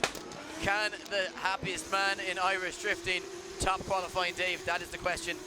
Moose Design wrapped this vehicle. How cool does it look? Yeah, a little bit off some of the zones there. While it looked good and smoky and on angle, just not as precise as we've seen him in some of his practice runs. Got to start tidying up from here. But look, going right out to that wall. That shot just looks so cool, right? Running at full throttle onto the handbrake, onto the front brake, and letting it slide along that wall. When we see two cars do it side by side for the rest of the weekend, it's going to be very impressive. And of course, this is our Pro-Am class, our Pro class on track tomorrow for the main event here at the Irish Motor Festival in Punchestown. Tickets are still available at the gate. If you're in Ireland and you're thinking about coming down, this is the largest and most varied selection of cars ever assembled in Ireland. Stuff you'll never see again. And the Irish Championship. What do you do? You got to All come down. for the one price. All for the one price and no increase in price. You can come down here and watch the championship and get all that for an extra free. For an extra free class. Yeah. For a limited time only. This weekend. 84.7 for Tomas Falvi. Wow. Just put him into first position. 84.7 for Tomas Falvi puts him into first position. And you know what? Judges rewarding a lot of transitions at full throttle there is what they're saying. And there you go. Out of nowhere, Tomas Falvi says, remember me? Round 3, Pro? Yeah, well, I'm coming back for it. Flavor Falv. Yeah. Wow, the team will be delighted there. Paul Kennedy sits on the line now. What can he do? 65.3. We saw him using a massive angle on his first run. And as we said, getting used to a brand new steering setup in that Z-Tex tires. E36 BMW. Paul saying those tires lasting very well on this very long circuit and gripping up nicely, giving him the grip and the confidence to throw this car in nice and fast and on big angle. And one of the most exciting drivers on the grid, Paul Kennedy, and loves getting nice and close to those outer sections, destroying the rear end off the walls. And you know what, Paul Kennedy looking confident here this weekend. I'm not sure this one's going to set the scoreboard alight, but definitely doing a lot in terms of keeping that car on that. Yeah, but the judges saying those big angle transitions are getting high scores. And you know what, from where we're watching the screen, the judges are watching it from a different perspective. And it showed on that Tomas Falvi run, which we thought was, good, but maybe not top qualifier, that they're rewarding stuff that is from a different angle. And it is, yeah, it is very important to know that we are watching it on the monitor, judges watching it live out on track. Yeah. So that does give you a completely different perspective. For sure, and of course, the judging criteria are completely different than our criteria, which is just be awesome, and we'll just enjoy it. But those guys are down to a T, they have to go through. Look at that, 75.3 for Paul Kennedy, puts him into 18th position. And that, you know, he'll be happy with that. 18th position and bump up of 10 points from his first run. We move it back to the line. I just think it's amazing, you know, score 75 and, you know, down mid-order. Yeah, you know? that would be like a set the place to light. Look at all the 80s on the board. We're all the way 10 drivers almost on 80. David Garvey on the line next. Keith Deltwood throwing it in. Yeah, David Garvey sits on a 75. Can he throw to the wall just ever so slightly, missing that outer zone, and needs to go a little bit deeper. He's well in the mix already, but he would like to try and push himself up the order. Of course, he's battling that brother rivalry. He would want to outdo his younger brother. Can he get out to the wall? Just again, not showing that commitment. Oh, we have see, you know what happened there? He hit that bump on the inside of the corner, and it just threw the steering wheel. Yeah, the track. I don't think he was expecting that. The track bites back there for David Garvey, and you look, he has that 75.7 on the first run, a 0 on the second run. Confirmation there from the judges. Stays in 17th position, and nicely set and poised for our battles later on this afternoon. Yeah, and you can see our Marshal Andy there ran at least 50 feet to say hello to him, and he drove away. So it's just one of those awkward moments where you wave and they don't wave back. Yeah, I think they had a falling out at round 3, and you look, they're working it out. Yeah, they're working it out. They'll a bit of conversation in the pits later on. They'll text each other. And he's like, didn't even want to say hello to him anyway. I was just going to see what's going on. Yeah, I was kind of just going over to insult him and say, ha ha ha, you broke down. got a 0 on your second run. Yeah, but and then he roll off. Yeah. So Sean Watt sits on the line. He's got a 78.7.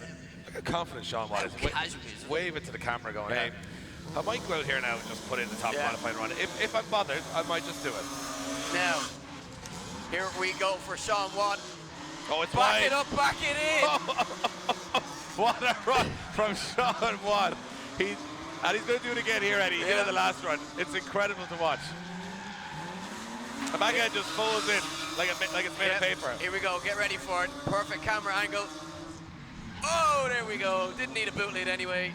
But the boot lead's fine. It just goes straight back down again, and it's perfect. Sean Watt's put big angle in, but it's messed up his run, and the judges put their hands on their heads saying if you just kept it to the outer zone. So one mistake, I think it's still a big score though. I'm not sure he cares, Dave. You know what? He's like, I don't care. I'm in the game. I'm having fun. The judges they can have their criteria. Everybody else here thinks I'm a legend. And I love when a driver finishes one, thumbs up to the judges and goes, what about that? Yeah, judge that, lads. Yeah, judge that. Fantastic stuff from Sean Watt as he finishes his second run. I'm looking forward to seeing him in the battles later on. And you know the thing is, he hits everything, but there's no debris to clean up because it all stays on the car, and he just potters on around the track and says, nah, it's okay, it's all blue tack and glue there. Score coming in, Dave. What is it going to be? Will it be big? 82.3, enough for 6th position. Sean Watt. Yeah, he could have gone top there if he got that outer zone that he missed. Yeah. Almost perfect. Almost can we just come to Punchestown all the time? Yeah. Done all the rounds in Punchestown now. This is great to watch. I'm really enjoying this. Shea Rogers now on the line. Very different machine. Almost 900 horsepower. 2JZ Toyota Supra. Yes, the refrigeration engineer. It's going very wide, Eddie. Oh, just backs out a little bit of that. But look at this. Throwing such a big, heavy monster around this tight technical circuit. It can't be easy. No, but look at the angle that he pulls, Dave. Definitely has the grunt to make the pull all the way up to the wall. Is he going to get to the wall? No, comes off it early, Dave. Yeah, line's so important there, but also reserving some wheel speed and some power that you can actually make that pull. And I can't see anything now because Shea Rogers has completely blinded everybody in the arena as he now transitions back to this last zone. It's a good run, and he just keeps it inside the lines. And that is a solid job from Shea Rogers, looking like one of the brightest stars in the championship right now. Yes, but you know what? I'm thinking Shea Rogers is a driver, and not many of our semi-pro drivers are going to have this problem. It'll certainly be an issue tomorrow in pro, but he's going to have to change his driving style from qualifying to the battles later on in order to conserve those tyres, because that thing is an absolute smoke machine. A score of 80 puts him into 11th position outside the top 10 with an 80. I think this is going to be the highest scoring round of the Pro-Am Championship we've ever seen. Incredible stuff, and it shows how much they want it, how much hunger is on that grid. Next up, Francis O'Shea. He had issues, seemed like gearbox issues on the first run. Yeah, and a 0, Dave wasn't able to complete that first run, and we know Francis O'Shea can produce it if the car is running. Has to produce it now, though. 40 seconds to prove his worth. Can't have any mistakes. Oh, he has the same mistake again. Same mistake, same problem in the same place. What is happening there? It seems like a gearing issue to me. I mean, look, if you're Ross Kenny sitting in 32nd position on the drop zone, watching all these drivers come along with 0s, And a 0-0 and not the weekend Francis O'Shea was one. No. You know, So that's that's the heartbreaking part. It's the heartbreaking part of these guys putting so much time and effort in that it just goes wrong in an instant. But look, they know this is motorsport. We get confirmation there that it is a second 0 for Francis O'Shea. This is the way it is. These guys will have these weekends, and look, next up, they go home, regroup, and get themselves back in the mix. Now, sitting on the line, Shane Reedy. He scored a mere 70 on his first run. And looking to improve on that now. As you say, Dave, one of the coolest looking cars on the grid. And yep, ice cold Shane Reedy. Always looking cool on track, but now looking very good behind the wheel. I expected a big run from his second, and we're getting it right here. Looking very strong, collecting all of those zones. Can he get that beautiful car so close to the wall that it hurts our feelings? look at this, really nice. Look, Nice very and steady deep. run, very tidy run here. Yeah, gets that inner clip as well, which a lot of drivers have been sacrificing. So expect this one to be well up the order. I think this is a massive improvement on that first run. Expect this to be higher than the 70, Dave. I would expect it to be, and you know what? What I'm noticing with his style is that he's very consistent, but you know, you can just sometimes see a guy might get a run because it happened to go his way or he got a bit of luck. He looks so in control, and that's a sign of a really good driver. And I'm expecting big things in the future from Shane Reedy, and some more cool cars, and that car to look even cooler every time you see it. Shane Reedy will score from our judges. While we wait for that to drop in, of course, that car could look just right at home. And here it is, an 82. Wow. An 82 for Shane Reedy puts him into 7th position. Big run from him. Yes, now a man that does need a big run is Jack Shield, unable to produce on the first run. A 0 from still no power steering as well, Dave. Just a reminder. So really having to battle here this weekend in Punchestown as Jack Shield leaves the line. Look at this, very aggressive. Nice and wide out to that wall zone, and getting those rear wheels into that third clipping zone. Now Jack Shield switches it back and doing a nice job. Very, very good on the line, Dave, here. Very much an underpowered car with 270 brake horsepower, but a spin. No, he just over-rotated, puts 4 wheels off. Jack Shield went for the spectacular, and the risk did not match the reward as he puts 4 wheels off the track. And now, Eddie, I think that could be a curtain call for him. Yeah, look, that's 2 zeros from where I'm sitting for Jack Shield. The man who, you know, it shows the ups and downs and the highs and lows of professional competitive drifting, when you can go all the way to the top 16 in your first IDC event, and then 2 rounds later, 0-0s and outside the top 32. It goes to show how unpredictable this can be. What it does mean, though, is that Ross Kenny stays in the competition. Only 2 drivers remain that sit outside the top 32 that can knock him out of that spot. Dean Crozier is not one of them. He sits on a score of 64. He's in the game. He's safe for battles later on this afternoon. Looking to just pump himself up the order and get himself into a better position in the battles, of course. Strictly speaking. Oh, shuts it down. Looks like he had... That sounds like a half shaft. And he's waving at the grandstand in frustration, saying, not again. It's a half shaft or a diff. Broken again on that car. That car cannot. It's just chewing itself to pieces, that car, every round. Yeah, maybe needs to dial some grip out of that car, but has that 64, sits in 27th position, and Dean Crozier in the competition. And hopefully they'll have the spares. Oh, and look who's back on the line. Yes. Alan O'Neill is back on the line, and you know what? It's not very often you see Alan O'Neill score outside the top 32. It's not so often you see him score in 0-0s. Oh no, we have an issue yeah, again it's here. definitely an issue with that car.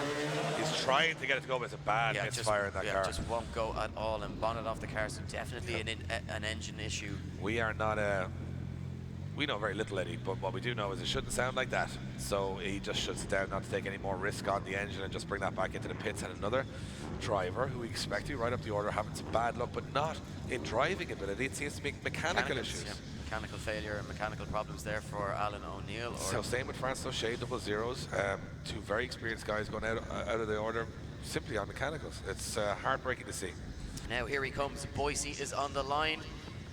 Yeah, Jordan Boyce in the Sierra. A 73 on the first run, Dave, if I'm not mistaken, and Jordan Boyce looking confident out there. The young man who we have predicted, has a very bright future ahead of him in drifting. Look at this, nice and wide out to that first wall section. Wow. And keeping it pinned here. This looking really good, Dave. Yeah, he's on for a big score if he can keep this up. Transitions, look at that, right to the outer line. So far, I think perfect. Now, goes a little too wide here.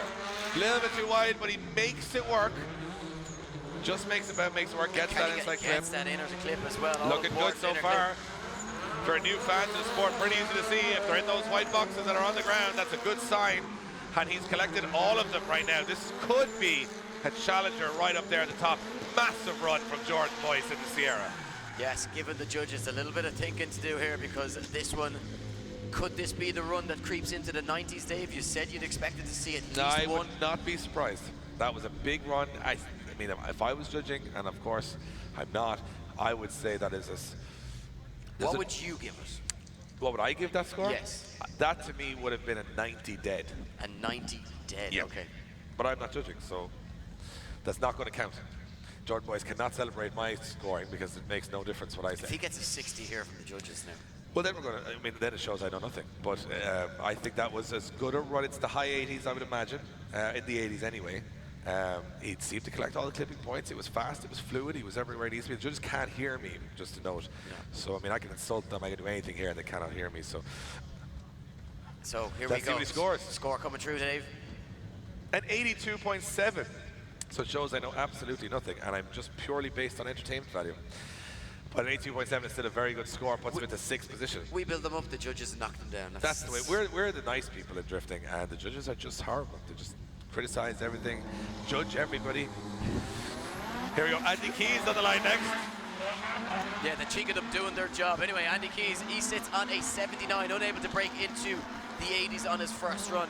And when we look at how many drivers scoring in the 80s, Andy Keys certainly looking to try and improve. Big angle, Dave, as he just puts this car on full lock, using every last degree of that Wise Fab lock kit on the front end of this car. Really good run so far, Eddie. Looking really impressive, Dave.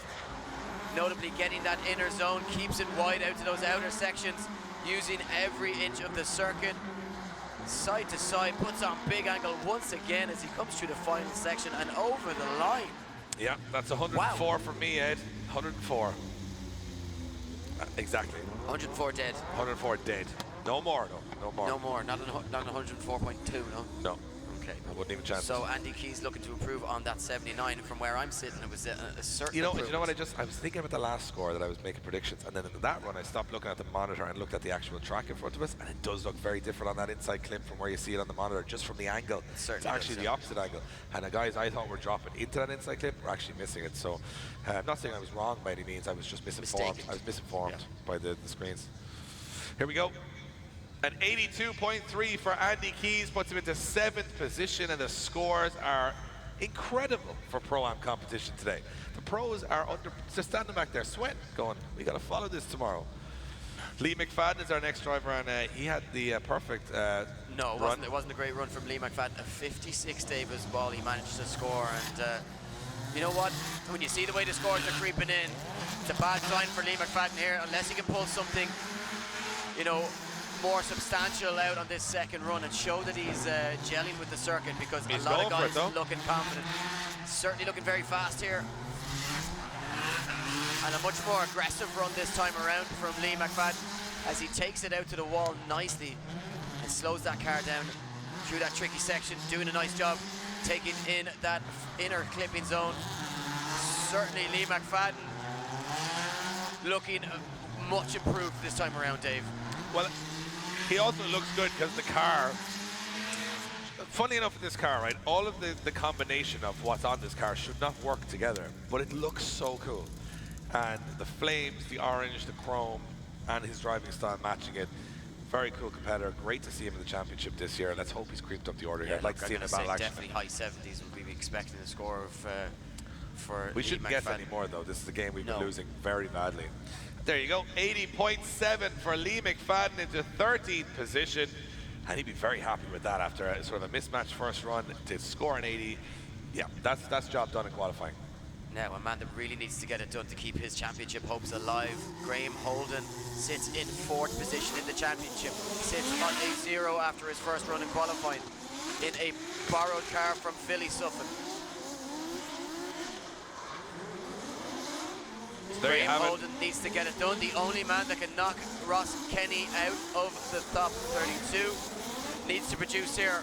This looking good, Dave. So much pressure on his shoulders now in the championship in 4th position. Oh, and he's had a big error. 3 wheels off. 3 wheels off for Graham Holden as he shuts it down on the hairpin. That's going to hurt his score. He's got to be inch perfect from here to even get a score on the board.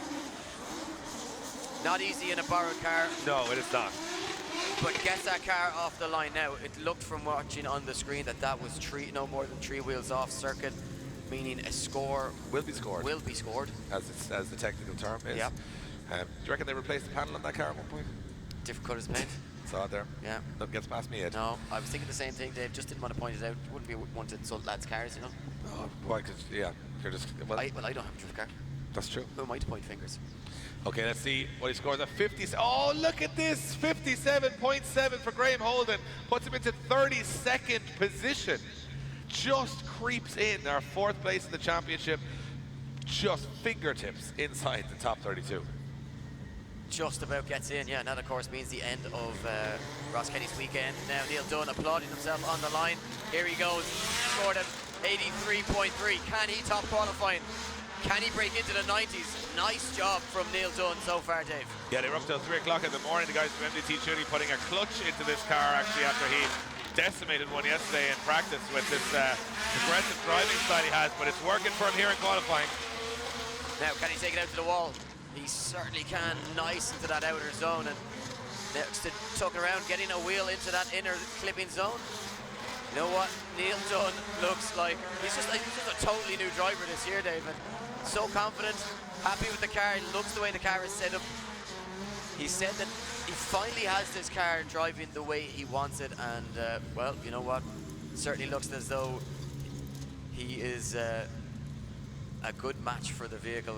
Quick wave to the camera. And he's enjoying it out there, and it shows in his driving. He's confident, he's comfortable, he's put on a good show, which for us has been all of the massive style points that we give on all these qualifying runs. Is just how much of a show they're putting on.